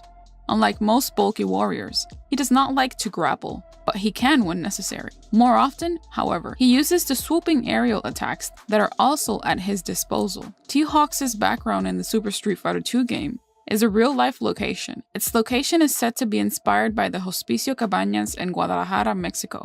It's a World Heritage Site, is one of the oldest and largest hospital complexes in the Americas. The complex was founded in 1791 by the Bishop of Guadalajara in order to combine the functions of a workhouse, hospital, orphanage, and almshouse. It owes its name to Juan Ruiz de Cabañas, who was appointed to the see of Guadalajara in 1796, and engaged Manuel Tolsa, a renowned architect from Mexico City, to design the structure. Tolsa's design was based on classic examples such as Les Invalides in Paris and El Escorial near Madrid. The buildings form a rectangle, measuring 538 by 476 feet. These are single-story structures, which are 25 feet in height. The chapel is twice as high and has a dome rising to 107 feet. The complex is erected on one level, so as to facilitate the movement of the sick, the aged, and the children. We all recognize that sounding rhythm that captivates your ears as soon as we enter T.Hawk's stage. But have you ever wondered who was the producer of that legendary Western style of music? The music from T.Hawk's Hospicio Cabañas stage in Mexico was created by the legendary music producer Isao Abe. He was one of the main musicians and composers for the Street Fighter series. The first and most famous work produced by Isao Abe in Street Fighter 2 was the composition of the main theme for the character Sagat, including its unique time signature, as well as the original verse's melody. It is said that the name of T.Hawk's theme, Eye of the Eagle, was inspired by Survivor's 1982 hit song, Eye of the Tiger. T.Hawk, as stated before, is from Mexico. Mexico is a country in the southern portion of North America. It is bordered to the north by the United States, to the south and west by the Pacific Ocean, to the southeast by Guatemala, Belize, and the Caribbean Sea, and to the east by the Gulf of Mexico. It is home to the Aztec Empire of the Triple Alliance, Nahua Altepet City-States, Mexico, Tenochtitlan, Texcoco, and Tlacopan. These 3 city-states ruled the area in and around the Valley of Mexico. England. Cammy White, second female character from the Street Fighter series. Her first appearance being in Super Street Fighter 2, The New Challengers. Codename Killer Bee. The initial concept of Cammy was to create a contrast of her other female counterpart, Chun-Li. The creator of Cammy, Akira Akiman Yasuda, modeled her design on the assassin Misty, who appears in Wounded Man, a Japanese manga from the 1980s. The design of Cammy's arm protectors are based on the displays on the Masamune Shiro's Appleseed. Appleseed is an anime series that merges elements of the cyberpunk and mecha genres with politics, philosophy, and sociology. The series spans 4 volumes, released between 1985 and 1989. Cammy is a strong, forceful, and determined young woman with a firm sense of justice, who is extremely polite, friendly, respectful, and enthusiastic towards those whom she knows and cares about. However, she can be very brutal and sometimes condescending to those whom she dislikes, such as M.Bison or Vega. Cammy also has a strong sense of military discipline and stern honor. Cammy has light blue eyes and long blonde hair that she styles into 2 braided pigtails, a large forelock, and a scar on her left cheek. She has a muscular body with a very fit physique and is of slightly below average height. Cammy's choice of attire is a leotard, as it gives her high speed, mobility, and flexibility. Cammy's extensive training and abilities allow her to perform incredible athletic maneuvers and feats such as flips, as well as special attacks like Spiral Arrow, Cannon Spike, or Hooligan Combination. Note that the Spiral Arrow is also called the Cannon Drill, in which the character Cammy White lunges forward during this technique, spinning in a corkscrew manner with her feet leading towards her opponent, performing a short sliding kick along the ground as she lands. This is apparent in her fighting style. Cammy holds pride in her speed and fighting abilities, as noted in her dialogue with some of the other characters. In Super Street Fighter 2 and Super Street Fighter 2 Turbo, Cammy wears her signature outfit, a turtleneck, sleeveless green thong leotard that consists of a Delta Red Triangle insignia on her chest.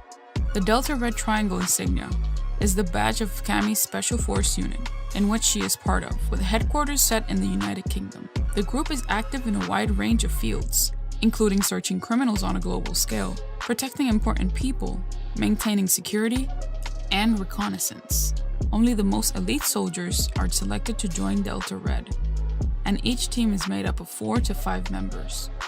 The members of her group are Keith Wolfman, the team leader, Lita Luwanda, bladed weapons expert, Matthew McCoy, heavy weapons specialist, George Jinsu, computer expert and hacker, Hannah Ackerson, team lieutenant and strategist, Shiba Shintaro, collaborator, Simone, mercenary.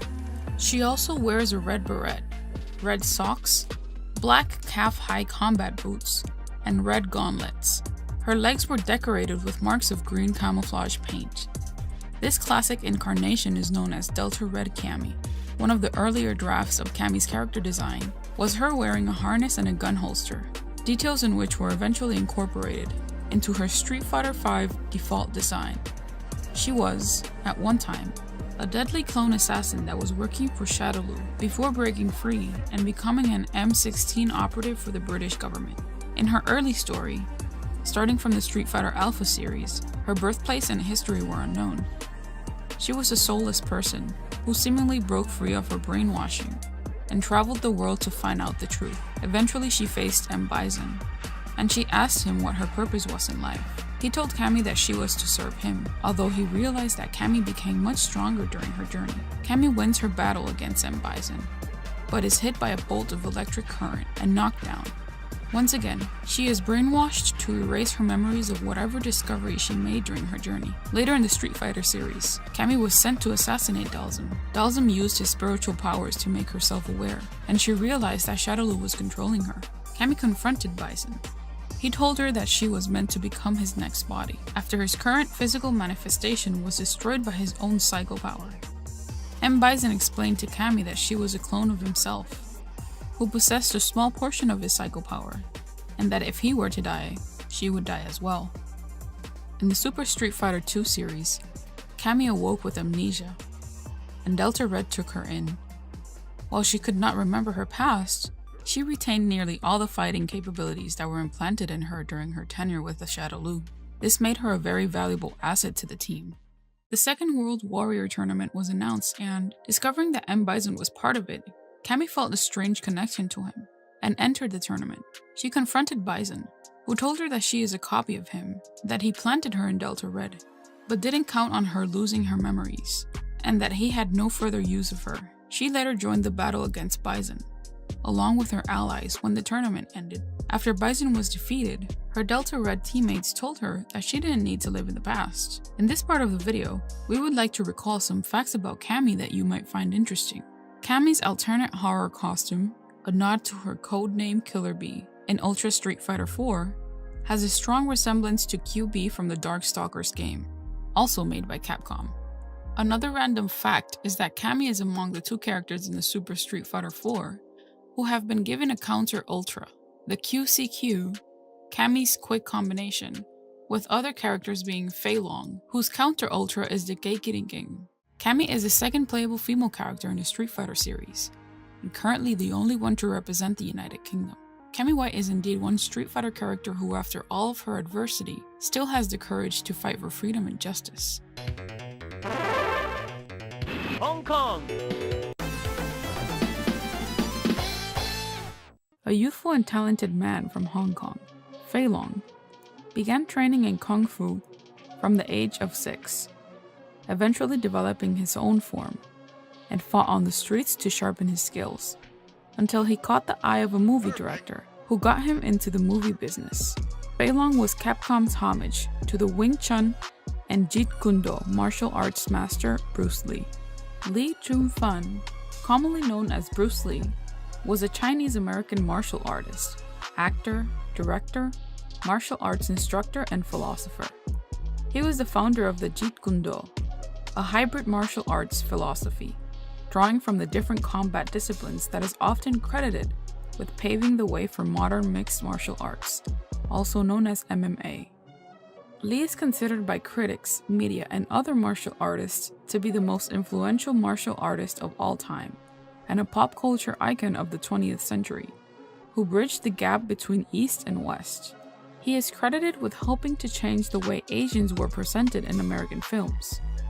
Son of Cantonese opera star Lee Hoi Xuan, Lee was born in the Chinatown area of San Francisco on November 27, 1940, to parents from Hong Kong, and was raised with his family in Kowloon, Hong Kong.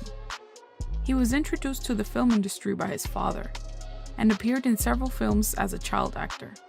His early martial arts experience included Wing Chun, Tai Chi, street fighting, and boxing, winning the Hong Kong School's boxing tournament. In the 1970s, his Hong Kong and Hollywood-produced films elevated the traditional martial arts film to a new level of popularity and acclaim, sparking a surge of interest in the Chinese nation and Chinese martial arts in the West. The direction and tone of his films dramatically influenced and changed martial arts and martial arts films worldwide. He is noted for his roles in 5 feature-length martial arts films in the early 1970s.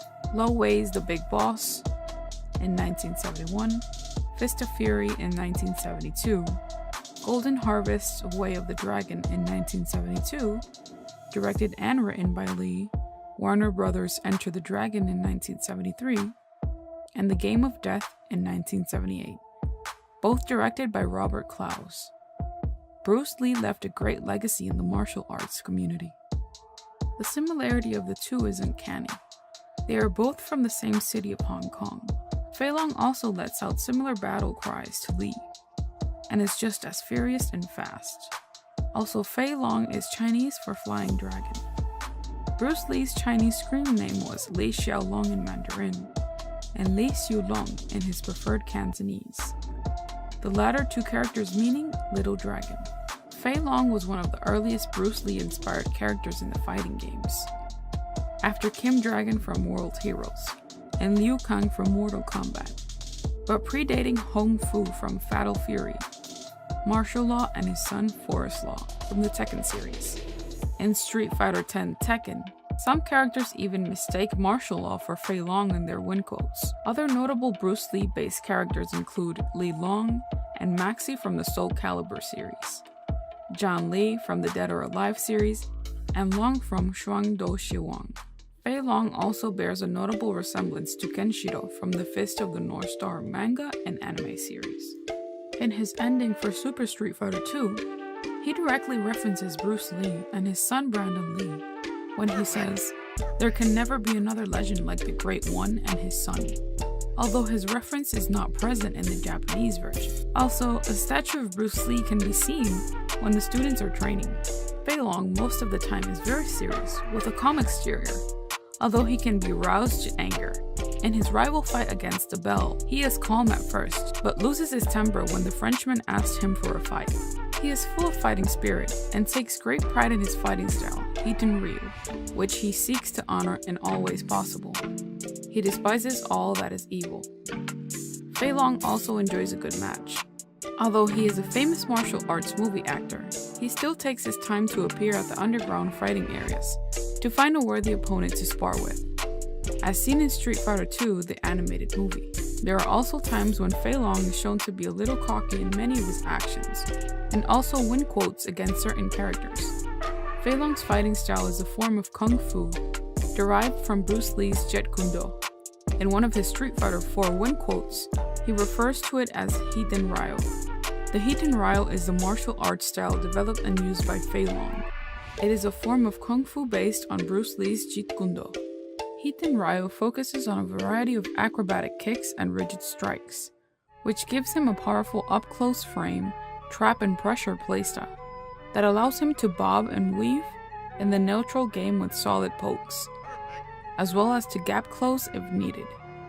However, aside from his weakness of lacking far-range attacks and projectiles, Fei Long also has difficulties trying to get solid conversions off of his crouching attacks. Despite some of these attacks, such as his crouching HP having solid range, since it cannot be cancelled into anything. He has two special techniques in his debut appearance in the Super Street Fighter II, the Rikaken, a series of rushing punches, and the Shinkyaku, a jumping flame kick.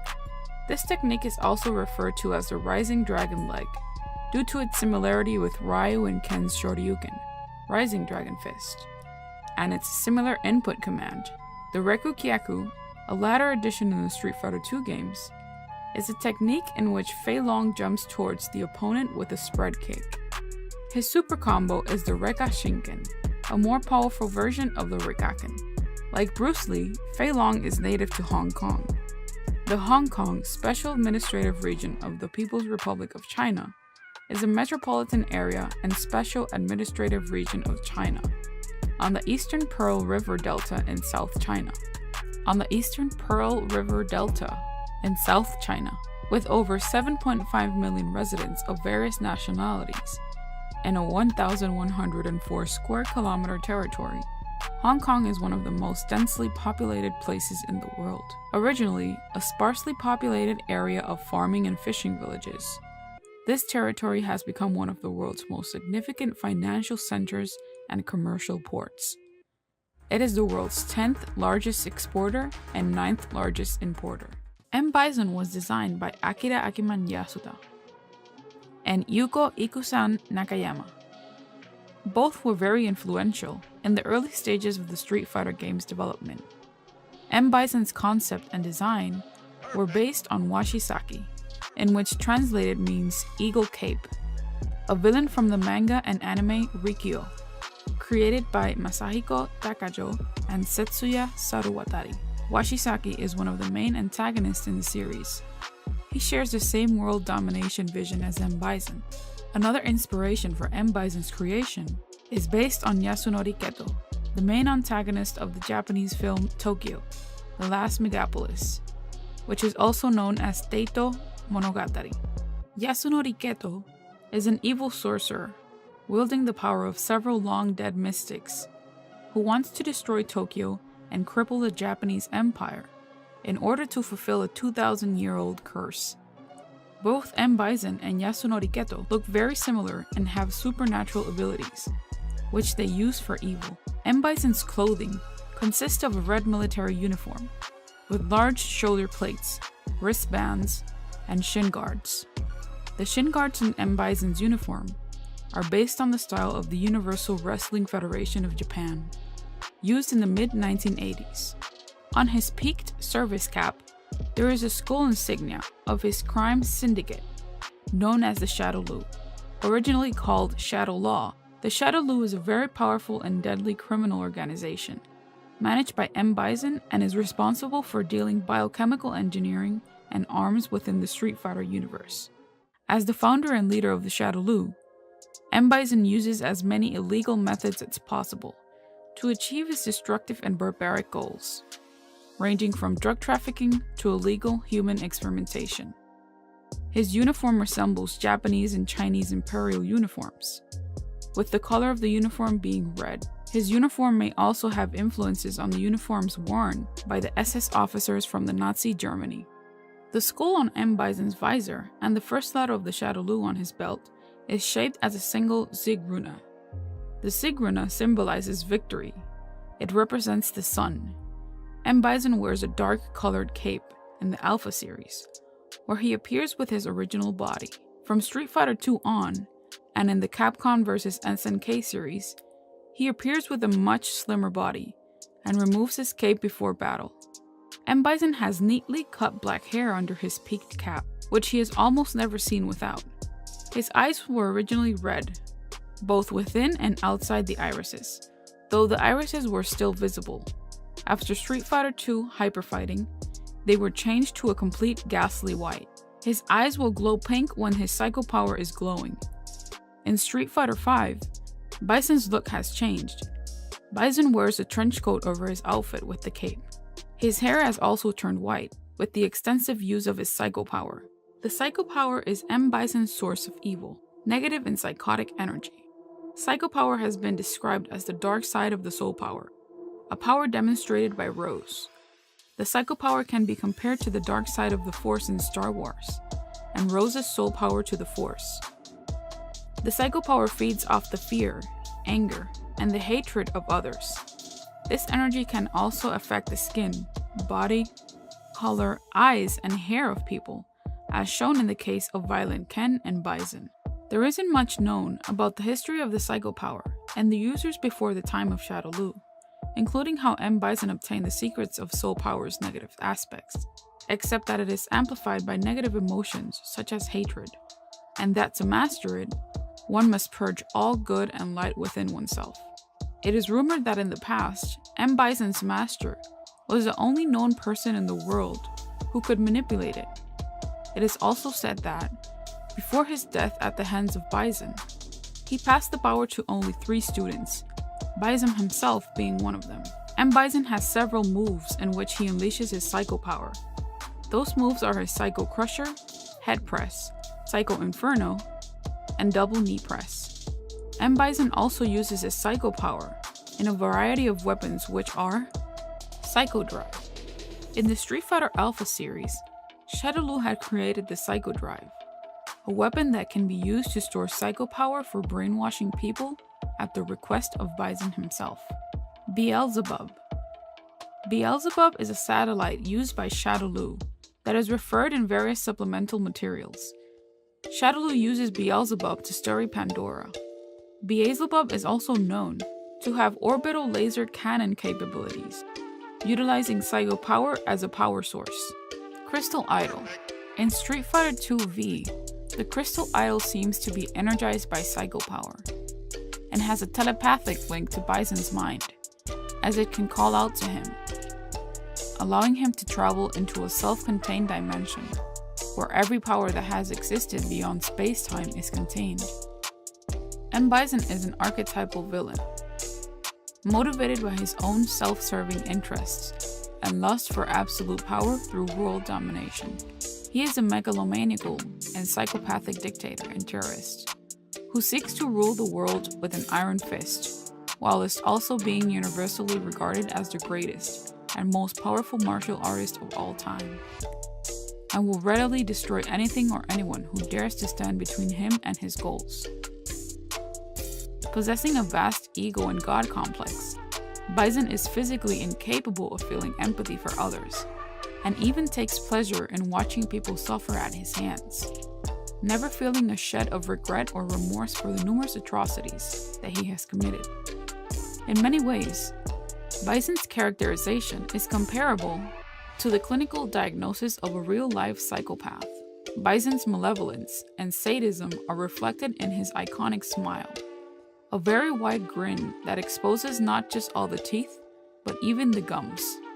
One of the most iconic actors that have portrayed M.Bison in movies was actor Raul Julia, famous for his quote in the Street Fighter, the movie, "For you, the day Bison graced your village was the most important day of your life. But for me, it was Tuesday." This perfectly cemented the attitude of Bison towards everything, feeling lack of compassion or remorse. Raul Julia perfectly embodied the part of M.Bison. We, the Street Fighter universe, want to give homage to this amazing Puerto Rican actor, Raul Rafael Julia. Thank you for the memories. Sagat was created by Takashi Nishiyama and Keiji Inafune.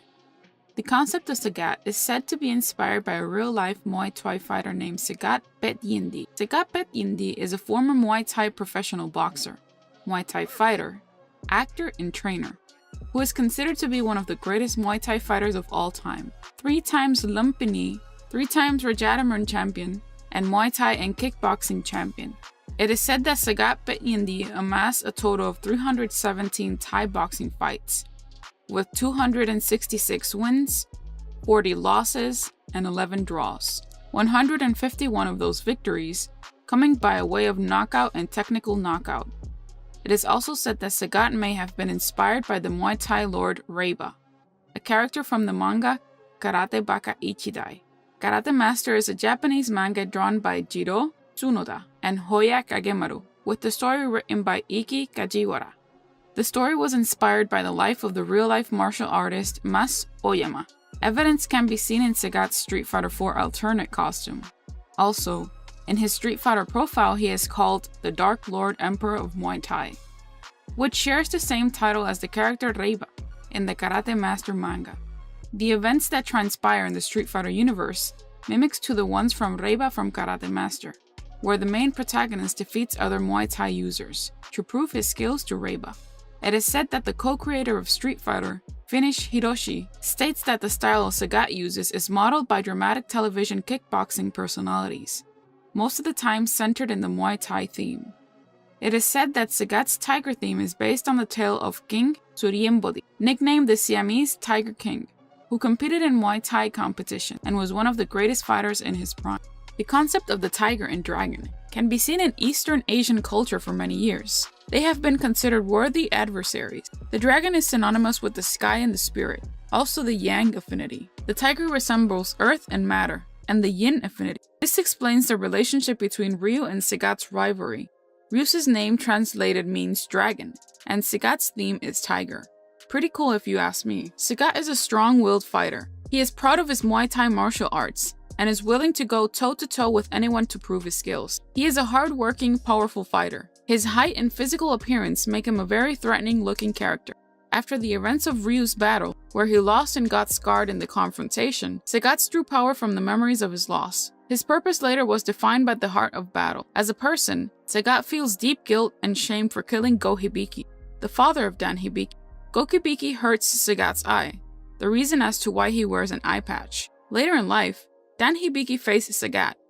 Out of respect, Sagat lets him win, seeing how easily hatred can corrupt his soul. Sagat later in the series became a good guy and changed his ways. In Street Fighter X Tekken, he helps Dhalsim find and rescue village children. Even when offered the mighty power of Pandora, Sagat refuses, stating that a king like him doesn't need the power of the gods. It makes the children's safety his top priority. Pandora is the name of a mysterious cubical object that fell from space and crash-landed on Earth. It is the main plot point in the story of Street Fighter X Tekken. Sagat appreciates opponents that are worthy and strong-minded, while greatly despising people who take unfair and dishonest advantages in combat. His win quotes show him to be a proud and belittling man. This has long since given way to a more honest, advisory side that still contains his characteristics straight to the point bluntness. The Thai word Sagat means to intercept or to stop something from advancing. It can be interpreted to mean guardian or protector. Sagat is an original, unplayable boss character from the initial Capcom Street Fighter 1 roster. Sagat became playable in upcoming updates of the Street Fighter series. Sagat was a former member of the Shadowloo terrorist organization and personal bodyguard of Bison. Sagat is of tall, muscular build. His height is 7 feet 5 inches. His original gear were purple trunks with yellow trims. He also wrapped his hands and feet. He is the 4th tallest character in the Street Fighter franchise, behind the likes of T.Hawk, Hugo, and Abigail. Sagat was the only character from the initial lineup in Street Fighter that was created by another artist. Sagat's Muay Thai focuses on crushing, hard-hitting blows. He is known for his tiger shot. Sagat gathers chi in his hand and propels his fists together forwards in order to fire a vertical crescent-shaped energy projectile. Sagat also uses the tiger uppercut, known as the multi-hit tiger blow in the Alpha series, an anti-air similar to Ken and Ryu's Shoryuken. Throughout his appearances, the move has become a single-hit attack with increased priority. He possesses the tiger knee as well, which works as an approach and a longer distance punishment. The moves were created by Street Fighter planner Hiroshi Matsumoto. Due to Ryu and Ken being shorter than Sagat, Hiroshi noticed that Sagat's punches and kicks were not hitting them.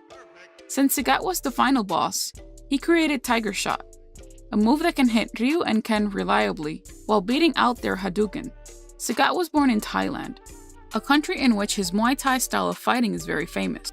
Formerly known as Siam, and officially the Kingdom of Thailand, is a country in Southeast Asia. It is located at the center of the Indo-Chinese peninsula, with a population of over 66 million people. Thailand is bordered to the north by Myanmar and Laos, to the east by Laos and Cambodia, to the south by the Gulf of Thailand and Malaysia, and to the west by the Andaman Sea and the southern extremity of Myanmar. It also shares maritime borders with Vietnam in the Gulf of Thailand to the southeast, and Indonesia and India on the Andaman Sea to the southwest. Bangkok is the nation's capital and largest city. Balrog is a tall African-American boxer with a strong build and a lot of muscle. A white shirt ripped through the middle adorns his blue boxing trunks, and underneath, a blue tank top is worn, wearing red boxing gloves and red boxing shoes. From the time of Street Fighter 2 release, his short hairstyle is similar to Mike Tyson's. At the time, official artwork also showed him without a canine tooth in the upper right corner of his mouth. Balrog is generally self-centered, irrational, hot-tempered, rude, and sadistic. In addition to displaying an insatiable need for money, the belligerent pugilist also exhibits a vicious, mean streak, often refusing to accept responsibility for his actions. Though he was a prize boxer once, Balrog was known to intentionally cheat in his fights whenever he felt like it. The role of the leader for the organization fell to Balrog upon M.Bison's death from Street Fighter Alpha 3, and the organization collapsed immediately, forcing him to work security at casinos and other places in order to survive. Because of his unruly and delinquent youth, he may not have been able to make impact on other areas of life other than fighting. He dropped out of school in order to gain strength and dominance in the mean streets of his city. During the Street Fighter series, his motivation in joining Shadowloo and M.Bison has always been to attain massive wealth, fame, and glory, so that he can live easy on the streets. So even though Balrog might cheat, steal, or even kill in order to accomplish this goal, he is not evil so much as greedy, and he pays little attention to Shadowloo's affairs. Ed is the only manifestation of empathy and humanity in him, showing that he is even capable of forming relationships, empathy, and friendship. Ed is shown to genuinely care for him even after they fight and after the latter leaves. Using the single Gigaton punch, he killed Dhalsim's elephant while running errands for Bison. Balrog is seen in Street Fighter 4 with all of his teeth, while in previous games, he lacked a canine tooth on the upper right side of his mouth. This might indicate that Balrog wears a prosthetic tooth in later games. The character Balrog is loosely based on semi-retired boxer Mike Tyson. Michael Gerard Tyson, born June 30th, 1966, is an American former professional boxer who competed from 1985 to 2005. Nicknamed Iron Mike and Kid Dynamite, In his early career, and later known as the baddest man on the planet, Tyson is considered to be one of the greatest heavyweight boxers of all time. He reigned as the undisputed world heavyweight champion from 1987 to 1990. Tyson won his first 19 professional fights by knockout, 12 of them on the first round, claiming his first belt at 20 years, 4 months and 22 days old. Tyson holds the record as the youngest boxer ever to win a heavyweight title. He was the first heavyweight boxer to simultaneously hold the WBA, WBC, and IBF titles, as well as the only heavyweight to unify them in succession. The following year, Tyson became the lineal champion when he knocked out Michael Spinks in 91 seconds of the first round. Tyson was known for his ferocious and intimidating boxing style, as well as his controversial behavior inside and outside the ring. With a knockout to win percentage of 88%, he was ranked 16th on the Ring magazine's list of 100 greatest punchers of all time, and first on ESPN's list of the hardest hitters in heavyweight history. Sky Sports described him as perhaps the most ferocious fighter to step into a professional ring. He has been inducted into the International Boxing Hall of Fame and the World Boxing Hall of Fame. Throughout his childhood, Tyson lived in and around neighborhoods with a high rate of crime. Tyson was repeatedly caught committing petty crimes and fighting those who ridiculed his high-pitched voice and lisp. By the age of 13, he had been arrested 38 times. When Street Fighter II was localized in the United States, Capcom was afraid of a lawsuit from Mike Tyson over a character with his likeness, as well as a similar sounding name, his Japanese name being M.Bison. Additionally, when the designers presented the game to Capcom USA's marketing department, they believed that the name Vega did not fit the character it was given to. They decided to rotate the names of 3 of the 4 boss characters in the following manner. The boxer is known as M.Bison in Japan and Balrog in the US. The Spanish assassin bullfighter is known as Balrog in Japan and Vega in the US. The evil dictator and head of Shadowloo is known as Vega in Japan and M.Bison in the US. In certain illustrations, including ones for the Street Fighter II series, his Japanese name Bison can be seen on the waistband of his trunks, although it is usually removed when these illustrations are published outside of Japan. In later games, the world champion appears in its place. Despite the name change, many of his moves have a bison buffalo theme. Only recently did Mike Tyson learn of the character, stating, "I'm really honored with that impersonation of me." Balrog's mean attitude and overall gameplay has given him the title as one of the most iconic fighters in Street Fighter history. Vega's concept of being a Spanish ninja was not originally in the planning. In the later phases of development, a handful of concepts such as a ninja character, a Thai character, and a Spanish character were left incomplete, to which artist Kayegama was assigned to create.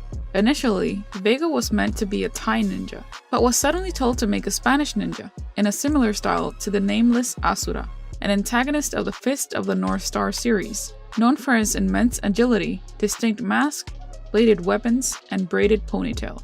Early sketches suggest that Vega was going to resemble a medieval knight wearing a full suit of armor. This idea was scrapped, as Street Fighter was about fighters from all over the world, not from different time periods. There are a few remnants of this concept in Vega's final design, specifically a mask and a sharp metal claw.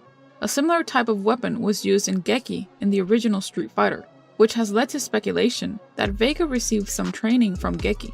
Vega is a tall, strikingly handsome young man, with long hair that is braided into a ponytail.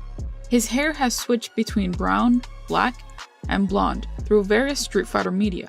In the Street Fighter II series, Vega's hair is colored brown in the sprites, but colored blonde in the endings that feature him. The comics give him blonde hair, as do Street Fighter Alpha 3 and Street Fighter V. In Street Fighter 4, Vega has brown hair in both the cutscenes and the gameplay. He wears moire and yellow ceremonial trousers, a red sash, loafers, and white leggings of a matador, suggesting his involvement with bullfighting. This decorative garb offers matadors ease of movement, and is therefore ideal for Vega's acrobatic maneuvers. Vega also has a purple snake tattoo on his chest, which circles his left arm, and on his right arm and both his wrists, he wears gold-colored armlets. The tattoo shows him to be a villain to a Japanese audience, where body tattoos are usually worn by Yakuza members. Vega, as we know him in the United States, in Japan his name was Balrog. He is one of the main bosses, originally being an unplayable boss in the Street Fighter II series. Before his update in the Street Fighter II Champion Edition, he is of narcissistic personality, with an obsessive attraction for beauty. Vega is one of M.Bison's personal bodyguards, and is one of the initial 4 Heavenly Kings. The 4 Heavenly Kings consist of M.Bison as a leader, and 3 of his personal bodyguards, from lowest to highest, which are Balrog, Vega, and Sagat. Later in Street Fighter V, Sagat was replaced with Fang, after Sagat's decision to leave the Shadow Loop. Vega was born into a privileged, wealthy family that later in life lost all their fortune. This situation caused his mother to remarry to secure their livelihood. Later on, his mother was killed by his stepfather, believing she was being disrespectful to him. He was killed by Vega in return. Driven into insanity by this incident, he developed a dual personality: honorable nobleman by day, sadistic murderer by night. Vega is vain, overconfident, and highly convinced of his own abilities, almost to the point of megalomania. He is also incredibly sadistic, and takes great pleasure in seeing the ugly murdered, and preferably mutilated. He often has a stone-cold demeanor, and does not show a wide range of emotions.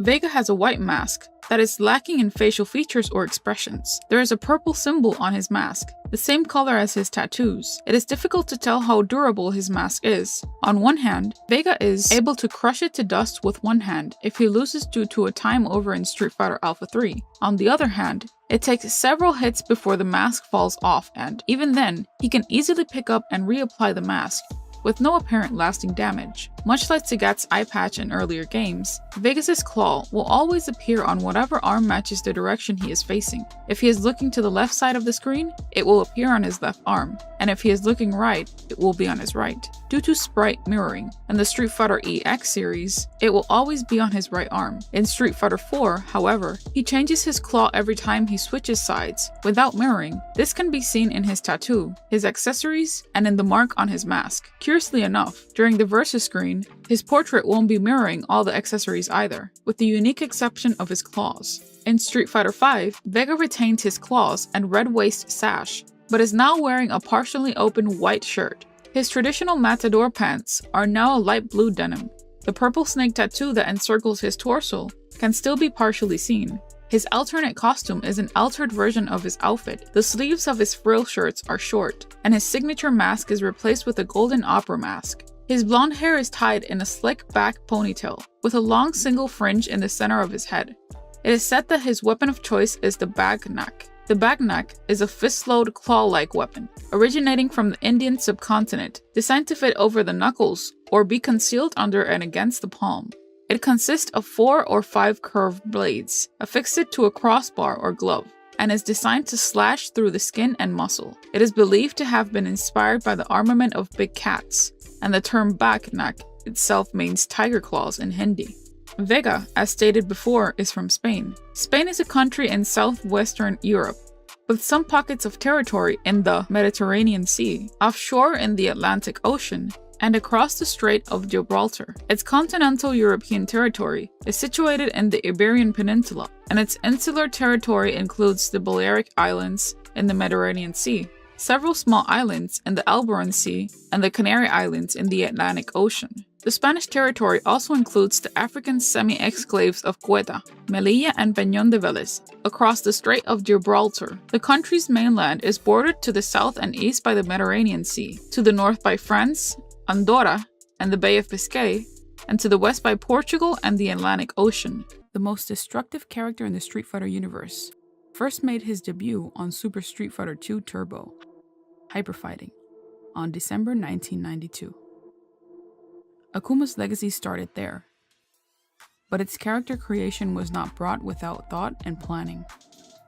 Akuma's character was sketched and redesigned multiple times by the Japanese-based video game company Capcom, in which the Street Fighter franchise is in. The Capcom team of graphic designers wanted to make sure to have the perfect character to be in the vessel of the Dark Hado. Since not having much success with its drawings, the Street Fighter Capcom found inspiration on the ends of Buddhism. Akuma's design was based on the Nio, or the Gongorigishi, 2 wrathful statues that guard under a separate temple at the entrance of Japanese Buddhist temples. Each of the statues states a purpose, thus having a meaning in their creation. The right statue that guards the gate of the Buddhist temple is called Mishaku Kongo. It is a symbol of overt violence, with its open mouth and baring teeth. holding a mallet ready to protect with ferocity the entrance to the temple. The left statue that guards the temple is called Narian Gongo. This statue symbolizes strength. It can wield a sword, or it can be barehanded. One of its characteristics is that the statue has its mouth closed, demonstrating serenity and power. The new statue's fierce and threatening look was designed to ward off evil spirits and to keep the temple grounds free of demons and thieves. The irony of the Capcom creators. But nevertheless, we can appreciate the origins of the art and structure of the Street Fighter's Ultimate Fighter. Akuma's fierce looks are just as mean as the arsenal of fighting moves he has in his book. But there is no technique feared by the Street Fighter community, other than his legendary Shungokusatsu, also known as the Wrath of the Raging Demon. The Wrath of the Raging Demon is a very powerful technique, taught in the Assassinations arts, with any martial art developed with the intention of destroying an opponent. This type of technique was taught by Akuma's trainer, Gotetsu. This technique, when performed, while wielding the Dark Hado power, will be submerged in its killing intent, giving its opponent a series of deadly strikes in an instant. Fighters that had used this technique gave in to the powers of the Dark Hado, and eventually became consumed by its power, becoming a violent demonic being. Like, for example, Oni, Akuma's evolution form when he becomes one of the Dark Hado. The only character who could resist this technique without giving in was Akuma's trainer Gotetsu. The interesting aspect of the Wrath of the Raging Demon is that its technique is based on karmic forces obtained from the Dark Hado. Its technique punishes its opponent on the merits of the sins and evil the opponent has marked in his soul. In other words, the damage applied when the Wrath of the Raging Demon is applied is not determined by the strength of Akuma's power. It's determined by the opponent's evilness, hurting its opponent as much as he or she deserves. While being powerful, this technique can only be executed on living life forms that possess a soul. The Wrath of the Raging Demon, when executed, lights up Akuma's back with a red fiery kanji symbol. This symbol on Akuma's back has been the character's trademark design, one who fits full to its persona. But what is the meaning of this symbol? What does it state? The symbol located on Akuma's back is the Japanese kanji called ten, that can also be translated as heaven. This kanji, like in most Japanese writings, can mean plenty of things. It can be translated as day, heaven, or invincibility. The kanji on his back is made to reflect immortality at the rate of power, meaning that when the character 10 appears on its back, it's representing immortality. In old Japanese folklore, whenever the kanji with the character 10 appears on someone's forehead, it means the person is immortal. Thus Capcom, taking the idea of modifying it to fit the symbol on the back of Akuma's guy. Pretty interesting fact, considering that Akuma's style and behavior exceeds the capability of other characters in the Street Fighter universe. Akuma's style of technique is indeed a 10. As promised in the beginning of our video, we have a bonus dark secret about Akuma in the Street Fighter universe. You may wonder how someone with amazing ability and strength gets its energy from. The fact is that Akuma is a great martial artist. He is also indeed a human and needs to feed himself from time to time. But what does a character like Akuma eat?